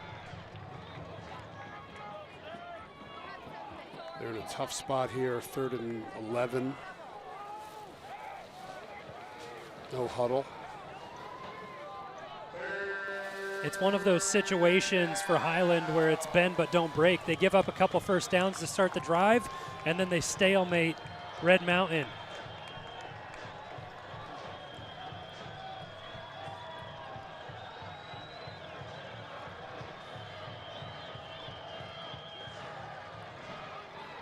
Lopez doesn't like the first look to Bigler, and now Gunnar Moore up the sideline, another look. And Moore was able to escape the coverage of Terrence Martin, but just overthrown. Just out of his reach. And usually what they teach receivers in scramble drill is if you were going deep, come back. If you were going short, go long. And Gunnar Moore did a great job of breaking out there and running down the sideline. He just couldn't quite get under it. Yeah, he almost had his second deep touchdown of the night. We talked about the 59-yarder he caught in the first half. That one would have been good for 37. Mauder back to punt at the 50.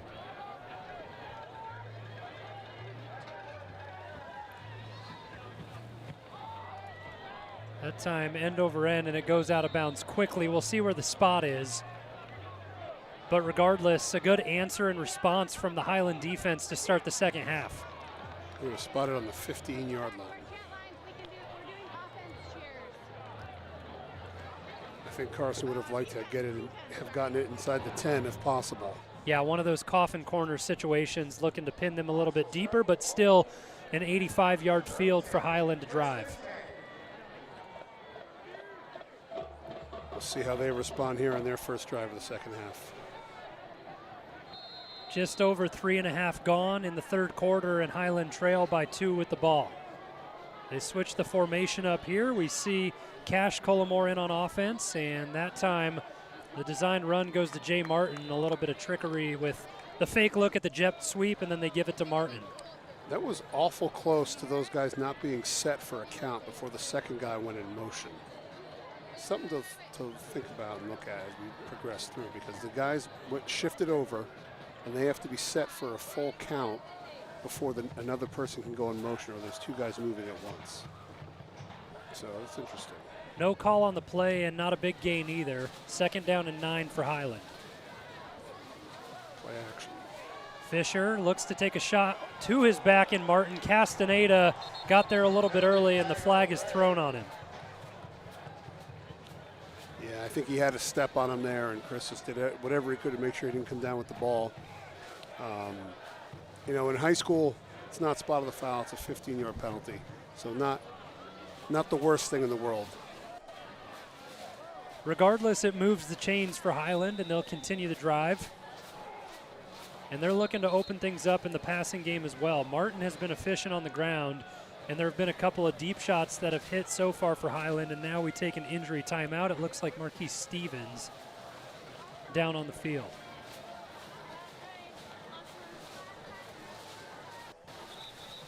So far, kind of the same story of what we had in the first half. Highland received the kickoff. Red Mountain able to stop them. Then Red Mountain get a possession, able to work down the field a little bit, and then they're stopped. It's the exact same script, exact same story. Yep. Yeah, and then they were able to put a drive together on that third drive. So we'll see if Highland's able to respond here. He's got a first down here, and they're moving the chains. Kalen Fisher goes empty set this time, and he motions Martin into the backfield. Jennings comes with the pressure, and Martin able to escape it, runs into a swarm of Red Mountain. Logan Haney with the stop. We saw Champ Jennings pursuing on the back end there. He was looking to punch that ball out if Martin was stood up for a little bit.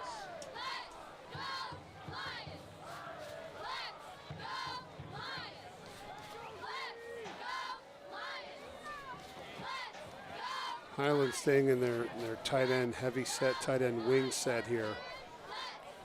Certainly looks like a run formation. They like both Gavin Priest and Hayden Daugherty. Both those guys very efficient in the passing game, especially when the ball gets into the red zone. Pass goes over the middle, incomplete, intended for Daugherty that time around. And those routes over the middle have been there tonight for Fisher, and we saw early on a couple of miscommunications between him and Toller, and that time it was just covered well. Yeah, that was good coverage. Not sure why he threw it there, actually, because it looked like he was, I mean, I think it was Jennings was in front of him and on his hip the whole time. Would have been a really tight window. I think if you're Brock Farrell, though, you're happy seeing him throw that ball where he did. He didn't try to force it in and try and complete a pass and cause an interception. Instead, just into open space for an incompletion. Movement on the line early on third down, and signal is a false start. Oh, another killer on third down now, from third and medium to third and long. Definitely changes up your play call here.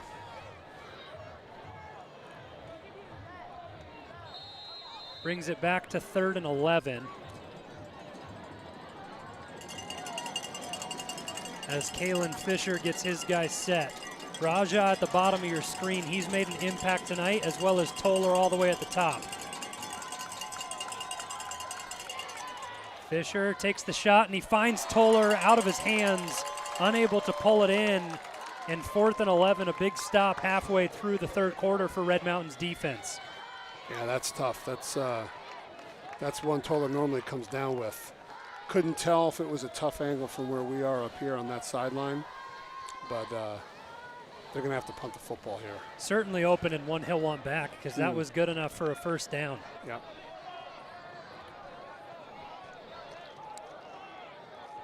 Two back to receive for Red Mountain, Castaneda as well as Moore. And what we have not yet seen tonight is any kind of trickeration or exotic play calls from either team tonight. Keeping it for the second half, I suppose. Short punt this time around. Goes out right around the 43. We'll see where the spot is, but a short field for Red Mountain and almost across midfield already. So we'll see if they go back to that X over formation, and they're able to create some running room for Savoy and get Heap an easy touch. It's been working for them on the right side. They've been running behind the likes of Villalobos all night, and then center Josh Lee has been efficient in the run game blocking as well. Yeah, the big guys are doing a pretty good job up front tonight, picking up all those blitzes. Battle between the trenches has been one to watch, certainly. Halfway through the third, Lopez able to step up in the pocket and brought down. Sack credited to Cash Cullimore. So they finally get to Lopez. I mean, he's been running for his life all night long, and he still was able to escape and manage a little bit of time before being brought down by Cullimore. That's sack number 2 on the season for him. That was some trickeration for sure. They pulled both guards like it was a sweep, and it looked like it was going to be a quarterback run or some sort of play action there. I couldn't tell. So it puts Red Mountain behind the sticks, and they go play action on 2nd and long. Big block by Villalobos, and in the middle, able to find a gap in the coverage is Cannon Skidmore, and a chunk play and a big completion, first down for Red Mountain. That was a big catch. I mean, he had to stretch out for it, got hit in the back. Skidmore able to come down. That's a big time play right there. That was as close as you can get in the backfield to a huge pancake block and a penalty for Villalobos. He just got in front of the pressure and planted a hit out to give Lopez a little bit of time. They call that a peel block, and usually any kind of sprint out, you do that to secure the edge, make sure the guy doesn't run it down before he can throw it, and perfectly timed by Villalobos there. Savoy gets it to the left side, tries to cut back, and he's met immediately. That left side has been tough to come through, and that time around Cody Cullimore in on the stop, and you can pretty much call Cody or Cash on every play defensively for Highland. And Red Mountain is certainly trying to establish Savoy as the feature back. I think he's gotten every tailback carry tonight thus far. Yeah, Lamb has been in a little bit in that 2-minute drill passing situations, but Savoy definitely the workhorse, and, well, he looks like he's in game shape already. First game of the season for him.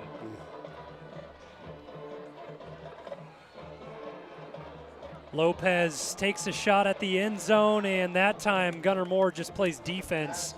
Almost could have been called for an offensive pass interference, as he gave a big shove there to prevent the interception on Cullimore. And the ball just sailed a little bit on him at the end there. Tough throw to make in double coverage, and on third down, Gunnar Moore, a little bit winded, comes off the field.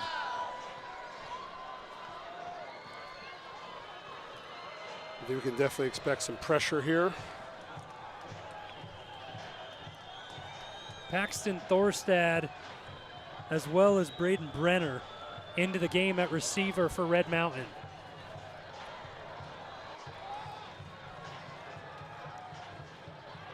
Sprint out for Lopez, goes underneath to Bodie Wagner, tries to fight for enough yardage, and he'll be just short of the first down. Do they bring Kai Evans out again? Certainly within his range. It's right in his wheelhouse, but this looks like a short yard to pick up the first. And the upside of going up by 2 scores outweighs the points. Yeah, you talk about a 5-point difference, or you keep it at 2 if you were able to convert the field goal. They line up to go for it, 10 seconds left on the play clock. Lopez looks to pass Savoy, wide open out of the backfield and plenty of room to work with. Savoy popped at the end of the play by Cody Collimore, and a little bit slow to get up, but he's not afraid of contact at 6 foot, 195. Man, Highland has been delivering some blows on those running backs. Those safeties are a hard-hitting bunch there. Cody Collimore is not a big guy either. He's 5'10", 160. There's a 35-pound difference, and he looked like he weighed 210 there. I think it's a willingness to throw your body in there and disregard for your own personal safety that makes you a big hitter. Lamb gets the carry this time around, shakes to the outside, and a big loss. And a big stop by Cole McCleve. He's been all over the field tonight. He has.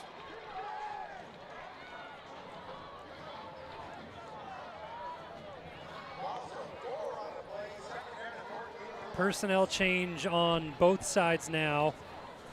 And we'll see Savoy if he comes back in after that big hit. Lamb remains in the backfield for the time being.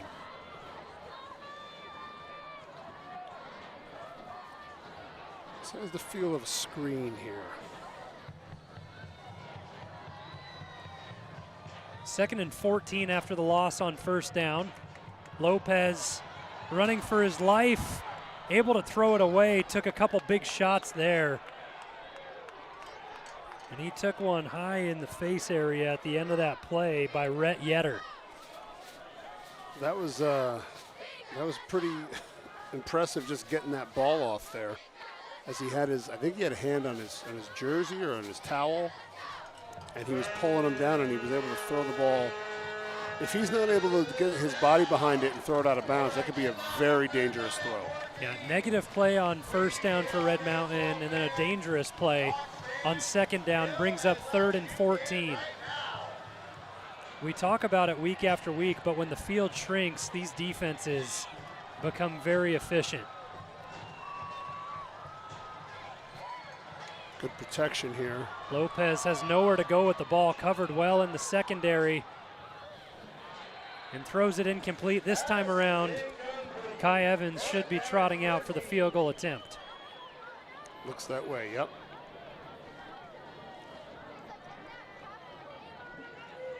And not the result that they wanted, but able to take some points here and make it force Highland to have to score a touchdown to take the lead. It'll be a 40-yard attempt for Kai Evans. Already has hit from 46 and 17 tonight.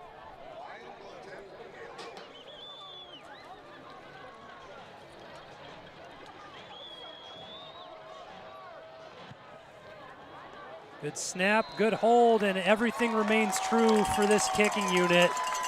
Big one for Kai Evans. 3 field goals on the night, and it's a 15-10 lead for Red Mountain. Yeah, he's proven himself to be a weapon tonight. He may have to hit another before all is said and done here. Yeah, the 5-point lead is a tight one. Still just a 1-score game, 2:23 left in the third, and we'll step away on RMTV.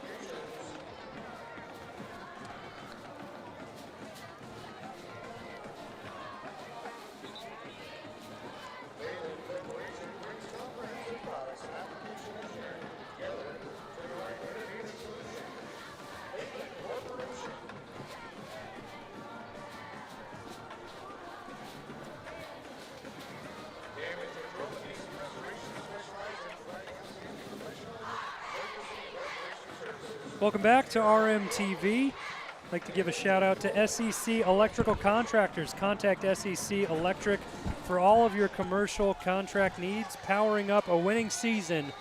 Go Lions. Right now, Red Mountain has a 5-point lead, a short kick this time around. They've been going with the squib and the short look, a fake lateral by Collimore, and that was read very well in the special teams unit from Red Mountain. Tackle made by Gregory Goldsby.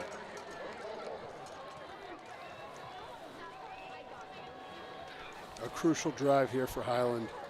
They're going to have to come out and, at the minimum, flip the field. A lot of clock has wound down already. Just 3 drives in the second half and 10 minutes gone. Kalen Fisher sets up with Jay Martin to his right.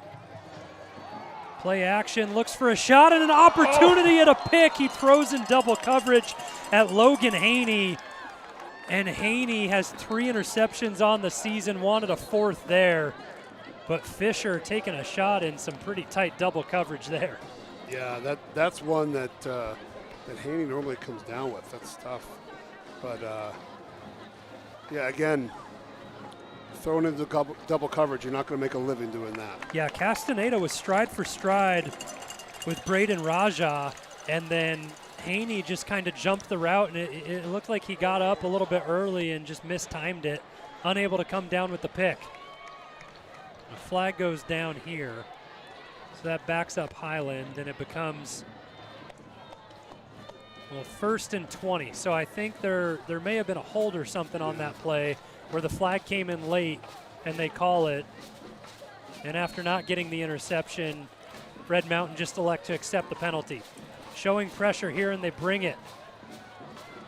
Pass goes out, and that's the second drop on that far side of the field tonight for Greg Toller. We saw it on the opportunity to convert on 3rd down last drive, and this time around unable to get things going. It's hard for me to tell from where we're situated up here, but it looks like he was trying to catch it with his chest and cradle it and pull it in. Very difficult to do in those situations. You really want to try to get 2 hands on the football and secure it that way. The incompletion forces 2nd and 20 this time around. As the passing game looks to get going for Highland, they've been faced with pressure looks from Red Mountain. Not afraid to bring the heat, having Highland backed up in their own zone. This time the give and a shifty cut by Denson, and he's able to get back to the original line of scrimmage. That's a good job making it getting to a manageable 3rd down. Not much you can do with 3rd and 20, but 3rd and 10 you can work with. Personnel change defensively for Red Mountain. Chayton Jennings checks into the game. And I talked to Enders prior to the game. He said he'd probably be getting some looks as Anthony Gamba playing a little bit banged up. Comeback route near side of the field and enough to convert it. There's Raja. And that moves the sticks. Nice throw that time on the comeback route. He gets 12, comes back to 10, and converts. Yeah, it's good timing. Quarterback put in a good spot. Hard to defend that when it's done right. Yeah, Kalen Fisher, he really impresses me with his arm strength. He throws a really good ball. It just comes down to decision making.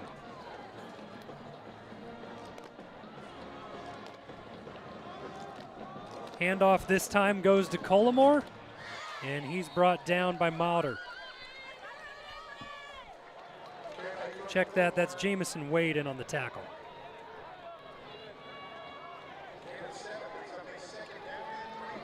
So now the Highland offense is getting moving. They go from having a 1st and 20 after a penalty to a big conversion after a couple of downs and approaching midfield with 45 seconds left in the 3rd.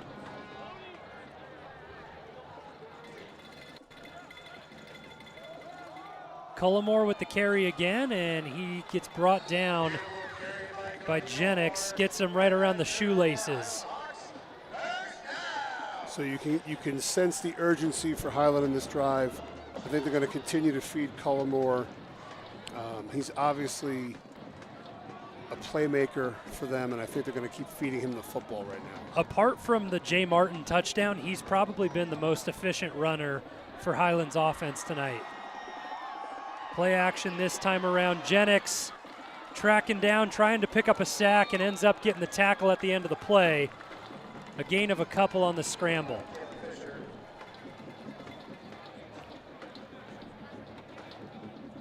I think what we're seeing from the Highland offense this time around is in the first at the running back position for the first half, Jay Martin and Denson were getting a brunt of the carries because Cody Collimore is such an important part of the Highland defense. But deep in the game, when stamina becomes a factor and you want to lay it all out there, he's willing to play both ways. This is a must-have drive, and I think they're going to do whatever they have to do to get in the end zone on this drive here. Denson in the backfield this time around.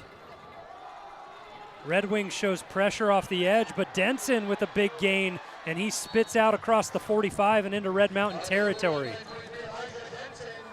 It's going to be the quarter. Or maybe not. They wave it down, and I think there may have been a flag late in there. I'm not sure. Officials converge, and they call a hold on the play. So it seems like whenever there's a big run, and that stands to reason, whenever there's a big run, probably somebody was holding. And like I said in the first half, they were letting them play. I guess if it's obvious, you got to call it. Yeah, it was a gain of 12 that's negated by the hold and brought back, and that does end the third quarter. So shaping up to be an exciting finish. 15-10, Red Mountain on top on the road, and we'll step away on RMTV.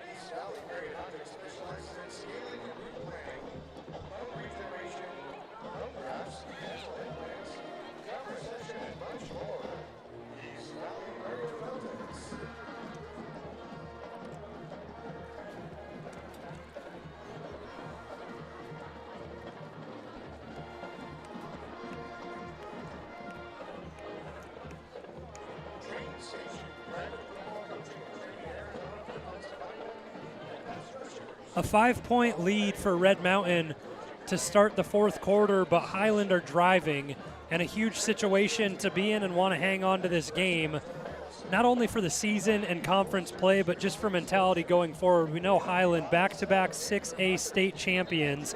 They take down Pinnacle last year by a score of 37-26, and then the year prior, they beat Chaparral 31-10 pretty handedly. And as for Red Mountain, it's been a bit of a drought since those back-to-back championships in 2000 and 2001. So to be able to knock off the defending 6A champs would be huge for them, but they have their work cut out as Highland are driving down 5. And they've shown an ability to get those long yardage sticks and make it manageable. So we'll see if they're able to do that here. It looks like they're going into an empty set. Kalen Fisher has been very efficient in the passing game. He's made a few good throws on this drive.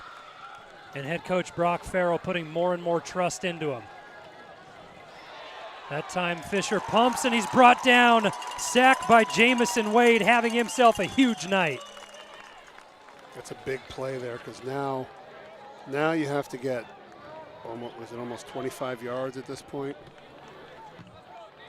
Yeah, they would need to get the opposite 47 to pick up a first down.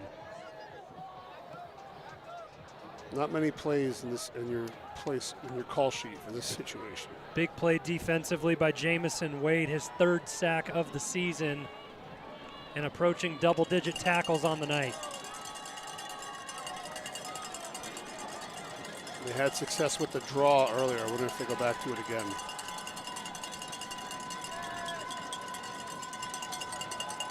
Fisher back to pass, and they set up a screen. Denson unable to hang on to it.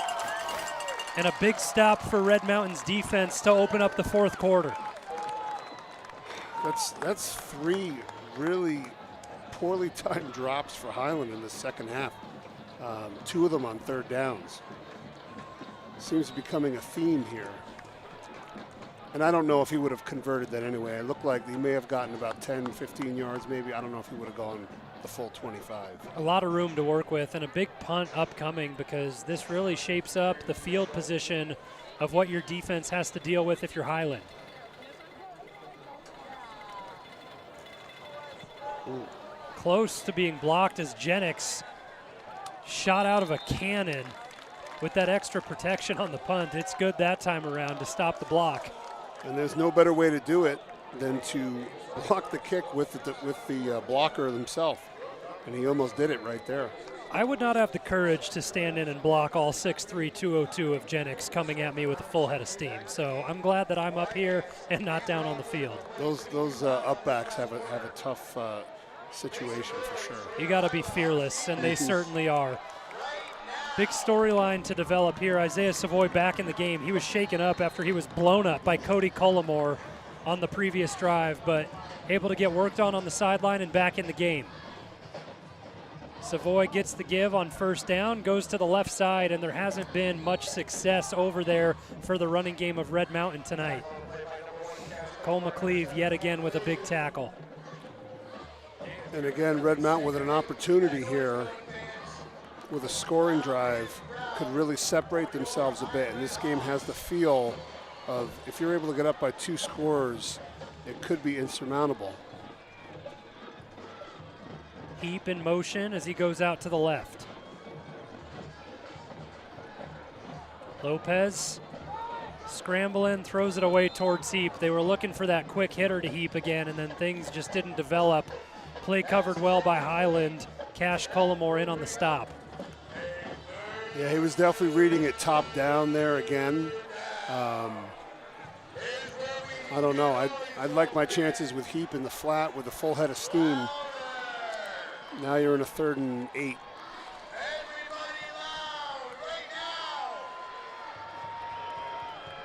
Another big play for the Highland defense, trying to get off the field and provide an opportunity to the offense to respond. 5 seconds left on the play clock. Lopez sends Bigler in motion. Good protection. Lopez, not a lot of open receivers downfield, able to avoid the sack and unable to convert. And Lopez just impresses me time and time again how he's able to get out of these sacks. That's almost a loss of 15, and instead it's just an incomplete pass, but Highland's defense gets the job done and gets off the field. He is certainly slippery. The thing that I've noticed is a little concerning, and hopefully it doesn't show itself in this game, but some of those throws that he throws late towards the sideline, very close to being intercepted a couple times. Yeah, it's almost a situation where you want to just get them out of bounds and not even have your receiver try to make a play on it because you'd rather avoid the interception. The secondary of Highland stays true.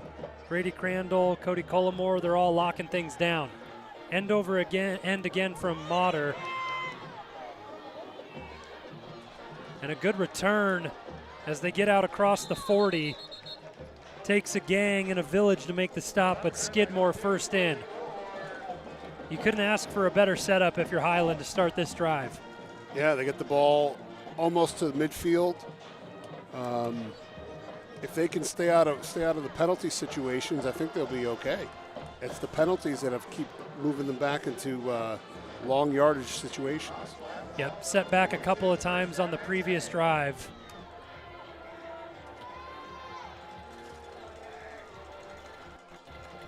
And now we wait to see what the offense is made of in crunch time. Under 10 minutes left in the 4th.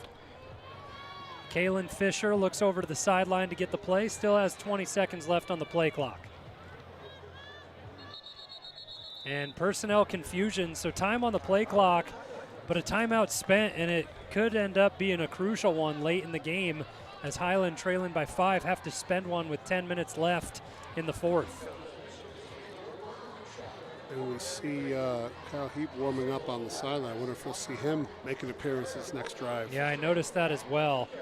It's been a tough defensive bout for both these teams. We've seen them both be high scoring offensively through the early portion of the season, but we also both know the story of how good each of these defenses are. Yeah, very stout. Neither team really conceding much in the run game. Excuse me. We'll see how they play out here towards the end. Talk about Kyle Heap warming up on the sideline. Last season, he saw time against Highland in the regular season. He was 7 of 13 for 67 yards, but other than that, it was all Carter Crispin last year for this Red Mountain team. The shoulder has been an ailment for Heap throughout a large portion of the season. Wasn't able to start the year. He saw a little bit of time in a game, and then the soreness has still been bothering him, but warming up on the sideline now. 1st and 10 for Highland coming out of the timeout, and the give is to Martin. The pile pushes forward, a couple of nice blocks made up front, a big one by Kingston Critchfield. And Highland definitely get a push up front there. See if they go back to that again. No, they go to empty. Gavin Priest at the bottom of your screen. Been targeted a couple of times tonight. They get motion into the backfield, and now the give goes. Martin moves forward again. He's met, but churns for a couple extra. He's spotted down at the 49. There's a lineman down for Highland. Yeah, big 3rd down upcoming. It looks like Bryce Cheney, the player down on the field. So that'd be a big loss for this unit for Highland as Cheney's down on the field. We'll take a moment to step away. 9:03 left in the 4th, a 15-10 lead for Red Mountain.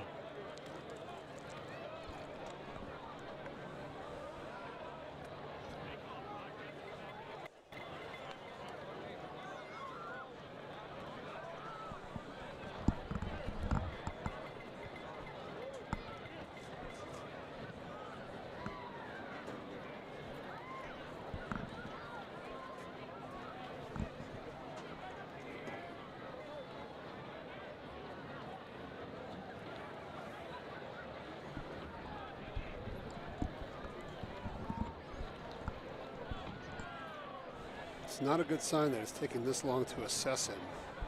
Yeah, coming back out of the injury timeout, you never want to see someone down on the field for this extended period of time, and they're starting to work him up now a little bit. It's hard to tell just from the initial assessment if it's an upper body or lower body thing. It appears to be his knee. I think it's right knee. Good to see him up now and getting a little bit of help towards his sideline. And that'd be a big blow for this offensive line to lose Cheney. It is a good sign he has his knee braces on. Those are standard issue for any offensive lineman these days. Yeah, really favoring that right leg. Good to see him able to get off with a little bit of a help, but still that brings up a big challenge in the run game for Highland, but it's the next man up mentality that we talk about so frequently. Yep. And these teams are deep, and I expect whoever comes in will be up to the task. Yeah, the stoppage gives a little bit of time to both units to get situated for this big 3rd down upcoming. This feels like a critical moment right here, because if they're able to convert it and then continue to drive the ball here, you know, and their chew clock as well, Red Mountain could be, you know, faced with having to beat the clock and drive the ball down the field here late. So we'll see if they're able to convert this here. This is big. It's going to take 4 for Highland to be able to pick up the 1st down, and Jay Martin has been moving the pile early on this drive on the ground. We'll see what they call up here as Kalen Fisher approaches the line and sets up under center initially. Crowd gets right back into it following the injury timeout. Fisher goes with the hard count, and he's able to get movement, but now looks back to the sideline to switch up the play call.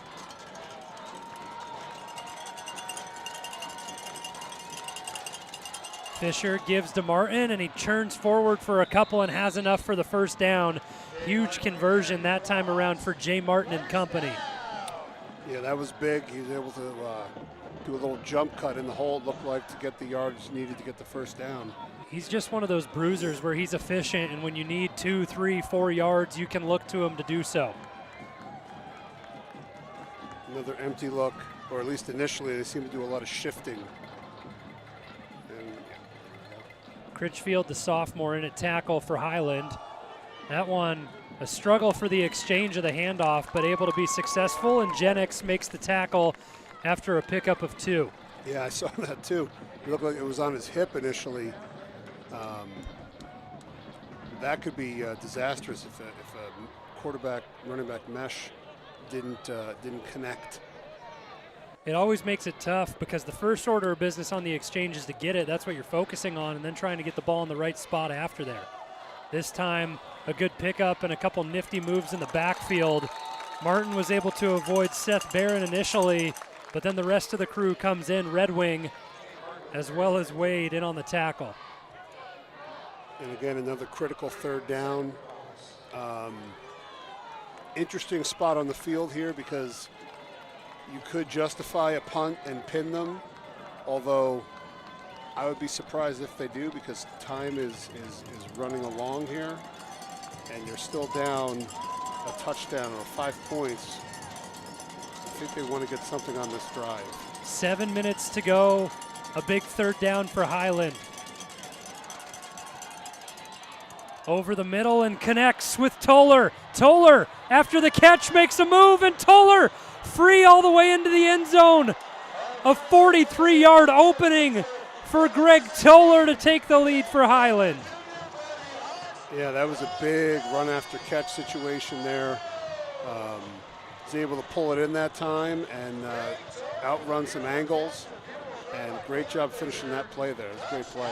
We talk about Greg Toller's speed, and he looks like a getaway car that time around all the way into the end zone. And what a response for the young man. We've talked about 2 of his drops tonight. In the biggest moment of the game, makes the catch and goes for 43. Now they're going for 2. They sprint out. They get it to the big body, the tight end, Gavin Priest, able to get in. And a huge conversion, and it makes it a 3-point game. So now for Red Mountain, a field goal doesn't win it, it ties it. So now it is a crucial time for a response. In a perfect world, a 7-minute drive where you go down and score a touchdown at the end of the game to win it. But the chance of that happening against this defense, I don't know. At this point, the focus is just the drive itself here. Yeah, just keep moving the chains. The clock is not an issue yet. And again, you say sometimes, you don't want to give the other team too much time to come back and answer. I think the important thing is just to get a score. Yeah. So if you can score on the first play, then do it. And Red Mountain still have timeouts to work with. I believe they have all 3. Highland have spent 1 so far in this second half, and it's just all it takes is 1 play to open things up. The defense has been so effective all night on both sides of the ball, and for Red Mountain, it's 1 big play, and just like that, you're back to trailing by 3. Pooch kick this time around. Fielded and handled in good field position, but sure hands by Paxton Thorstad to be able to bring it in.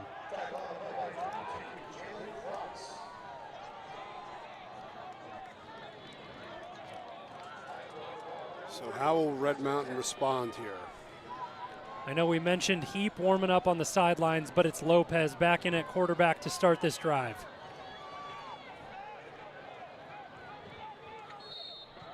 The usual suspects out there. Lopez flanked by Savoy, and then you see Wagner, Moore, and Heap out on the field.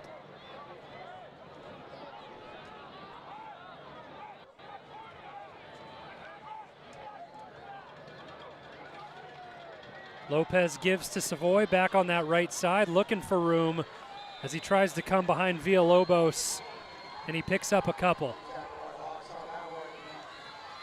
And that's okay. That's a good first down play. Get a little chunk, stay on schedule, as they say. Good penetration defensively there on the line by Critchfield for Highland. And the battle in the trenches continues between these 2 teams with 6:20 left in the 4th. Lopez, high throw out of the backfield, and Bigler able to bring it down, but just back to the line of scrimmage. Put a little too much air on that one. Ideally, you want to hit him in stride. Yeah, a tough throw off the edge. They were looking to tip it and get a hand on it, so he had to put a little bit of loft on it to avoid that. And now Talon Lamb, third down back, comes into the game. The Highland crowd on their feet and a big third down upcoming for both teams.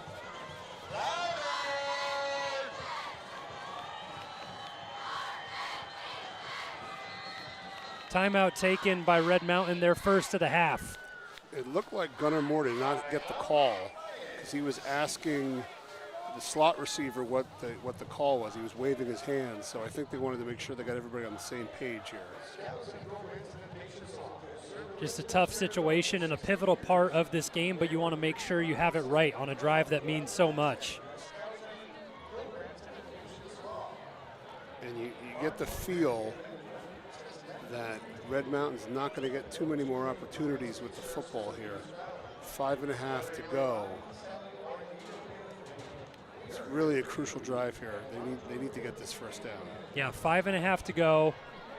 Spending a timeout right here, and then also the efficiency of the run game for Highland has increased as time has gone on, as Jay Martin has gotten chunk play after chunk play, and that set up the big pass for the touchdown to Toller on the previous drive. So you really want to keep the ball in your hands if you're Red Mountain, third and long.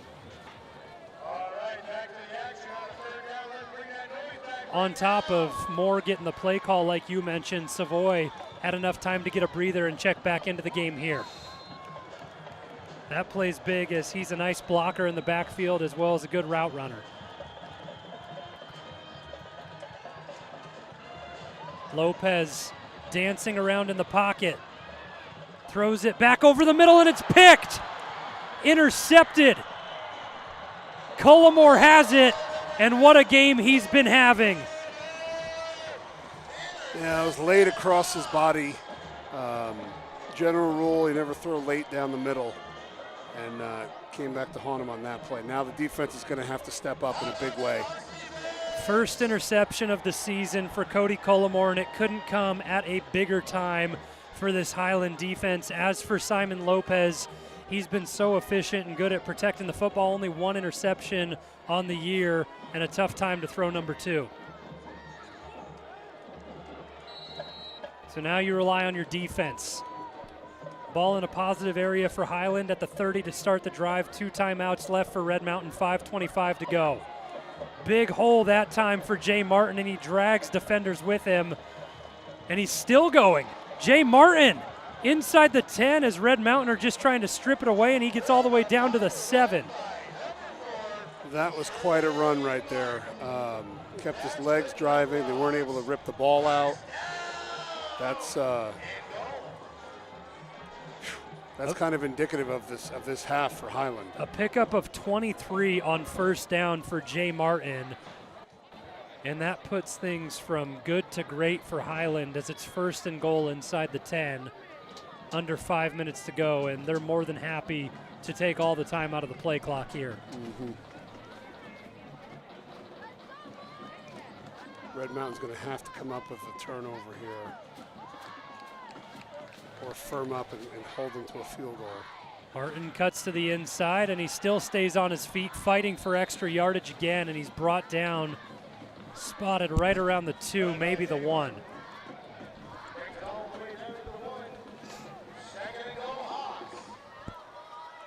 It's that point of the game where it's just like playing that smash mouth football in the trenches, and in the second level just wears down on you, and the Highland offensive line is starting to gain the edge and move the pile. Yeah, and if you remember, I mentioned it earlier in the first half that these runs pay dividends down the road, and in the second half they're starting to wear out this defense a little bit. Same personnel in for Highland. Fisher gives to Martin on the right side, and Martin has enough room to get in for the touchdown and extend the lead. And a penalty. So touchdown will stand. Penalty comes after the play, and it makes it 24-15 in a really hard spot as it puts it to a 2-score game under 4 minutes to go.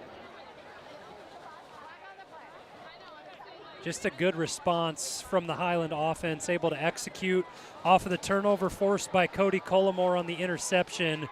And it's something where The Highland offense has been working hard all night, and finally they get the breakthrough, and they've looked great throughout the second half. They really have. The physicality has stepped up quite a bit.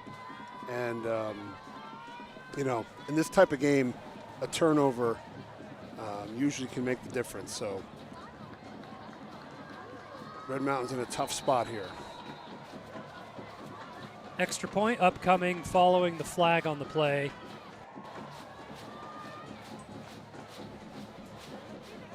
So this to make it a 10-point game.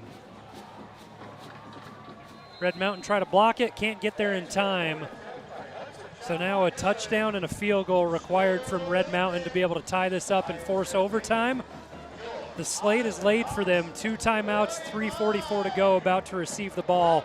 And it's a situation where you feel like you need a couple big plays to open it up early. Absolutely, and probably something in the return would be nice at this point. We've seen good special teams work early on. Bodie Wagner had a nice return earlier in the game when he picked it up down on the near side of the field. Yeah. You try and set something up there, switch and go from right to left and just set up blockers. And I would imagine either another pooch like they did earlier or a line drive that you're not going to be able to set up a return for. So far, Red Mountain has 1 kickoff return for a touchdown on the season, and now would be a huge time to do it again. Oh, well, the penalty was assessed on the kickoff. So now you have even more of an opportunity here for Red Mountain. They're going to get good field position. See what they can do with this kick. Yeah, you just have to be sure-handed in this situation because you may see one of those squibs to come through and you can't let the ball get past your back end where you're trailing it, going to get it at the 10, then turn around and start to run.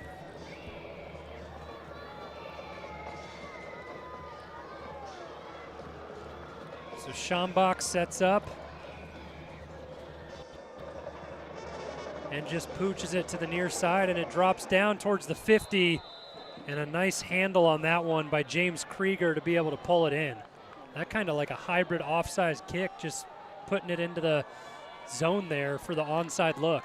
Yeah, they found the hole in the formation there, and they put the ball right where the guy had to make a great play to come down with it.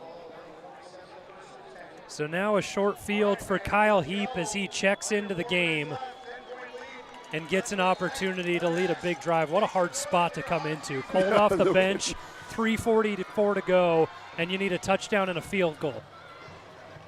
But maybe he provides a spark.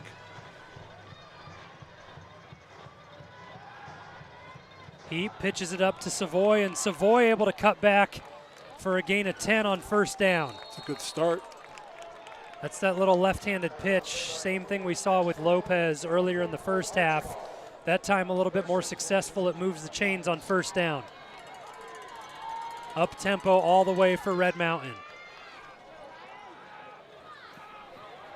Heap with the sprint out, and he keeps it. Tries to get to the sideline, and the clock continues to wind. Move the chains. You don't have to get it all on one play. Just keep moving the chains. Yep, he gets near it. It's going to be second and short. And so far, 45 seconds gone on the drive.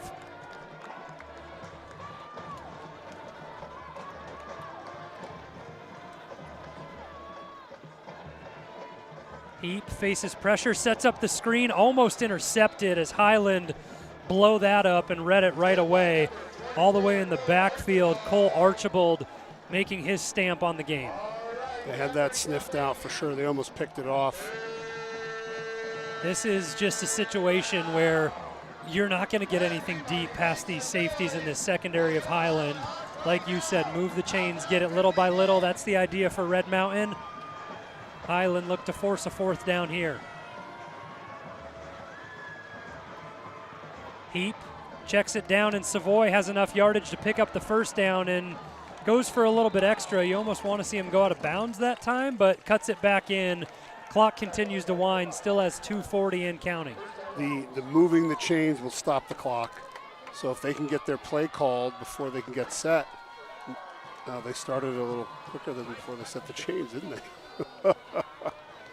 2.5 now to work with. Heap driving. Savoy picks up a big block. Heap loses it, gets it back, throws it over the middle, and it's intercepted. Just a broken play. Gunnar Moore or Bodie Wagner makes the tackle, but a big pick by Spencer Heath and the secondary for Highland with 2 huge interceptions to seemingly close out the game. Yeah, it looked like the ball was stripped out. It bounced back up into his hands, and he let one loose and got intercepted there. That play was doomed from the start, apparently. Yeah, it's a hard spot where he just looks to go for it all, and in that situation, you almost have the opportunity to just throw it away out of bounds and get another down instead of going for it all. 2 timeouts still for Highland with 2:20 to go, or pardon me, for Red Mountain with 2:20 to go, and it's all hands on deck to force a fumble, turnover, anything you can do here. Martin gets the give and hits the second level for a pickup of a few. So Highland just looking to protect the football and move forward, and a close game again where they're able to just pull things together in the second half, and a huge win if the result stands as it would be. Right now they're 3rd in 6A East Valley, but this would definitely help to bump them up in the standings. And next week they see Williams Field and then ALA, then they get Queen Creek and Desert Ridge to end the season. As for Red Mountain, they look forward to ALA Queen Creek on the road next week. And that'll be a tough game, I believe a Thursday game for that night, one. Yep. So it's going to be a double broadcast between us and Zone 48 with Kevin Derryberry and Cody Cameron out at that one for the Thursday night game. We'll just have to out-announce them, won't we? Yeah, I think so. I think we got it on them. It's funny. It's going to be the tale of the chemistry between color commentators because, you know, me and Cody Cameron, we went to NAU together. He graduated a year before me, but me and him were the dynamic duo up there. Play-by-play color commentary, football, basketball, volleyball, you name it, we did it. So now Derryberry loses you, I gain you, and then Cody Cameron over to Derryberry. It's a little shuffle. It'll be fun regardless and good to be out there with those guys, but timeout taken here by Red Mountain to just try and slow things down with 3rd down upcoming and 1.5 minutes left on the clock. Yeah, barring a miracle here or a timely strip, this does not look good for the Mountain Lions. It's funny how one big play can just turn everything on its head. And that statement was made with the Greg Toller 43-yard touchdown reception to get Highland back into this game. Yeah, it was at the perfect time. It made a big play, made a couple guys miss, and put Red Mountain in the hole here. An opportunity to close out the game on 3rd down here for Highland. And a flag goes prior to the snap. We'll see if the count gets it against Red Mountain to move them forward. And it looks like they're moving back, so that'll give a fresh set of downs, 1 minute and 30 left. 1 timeout, couple of knees to kill the clock, and this one will be over. It's uncharacteristic for this defense to jump off sides. Was it three times tonight? Yeah, in that situation, you're just looking to get a big jump and try and make a play happen. But earlier in the game, the hard count worked against them. So victory formation for Highland. With the loss, it'll move Red Mountain to 4-2 on the season. Only their first loss in the state of Arizona. Their other loss came against Helix in California. And like we mentioned, upcoming, they'll have ALA Queen Creek on the road, and this will certainly shake things up in the 6A East Valley standings and be really exciting down the stretch for how things go for these teams and playoff standings and seedings upcoming. Absolutely, and now, you know, Highland puts themselves in the driver's seat as far as the region goes. And like you said, Red Mountain's going to have a tough one with ALA Queen Creek next week. And now I'm excited for that one. That's a great chance for them to get back to their winning ways. You can almost have the feel that these two teams may see each other again. It was kind of the same situation last year. They met in the regular season and then again in the playoffs, and we got nothing short of an exciting matchup tonight. Yeah, it was a great game. It was well played, well fought. You know, turnovers seem to be the name of the game down the stretch. And Highland was able to make one more big play than Red Mountain was tonight. Through everything, winning in the turnover department and creating points out of it, so important. 2 interceptions on the night for Highland to kind of cap things off for the victory as the final knee goes down, the handshake ensues, and Highland able to hang on with a comeback victory at home, a 25-15 final, and a huge win for them, and it'll be interesting to see how Red Mountain look to respond next week. But go over a couple players of the game that we can highlight in the post game here this time around. I think the first one you have to look at on the side of Highland is Cody Collimore. He had his nose everywhere on the field defensively tonight. Big tackles, the huge hit on Isaiah Savoy to put him out of the game for a little bit, and then a big interception to set up a touchdown drive. I would absolutely agree. Yeah, he was definitely the catalyst for Highland tonight.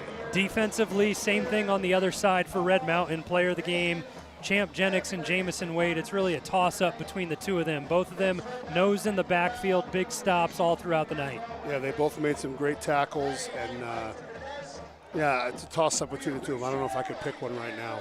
So that'll do it for us tonight and the entire broadcast crew on RMTV. A 25-15 comeback victory for Highland to move to 4-2 on the season. Red Mountain the same, 4-2. We appreciate y'all for tuning in week after week.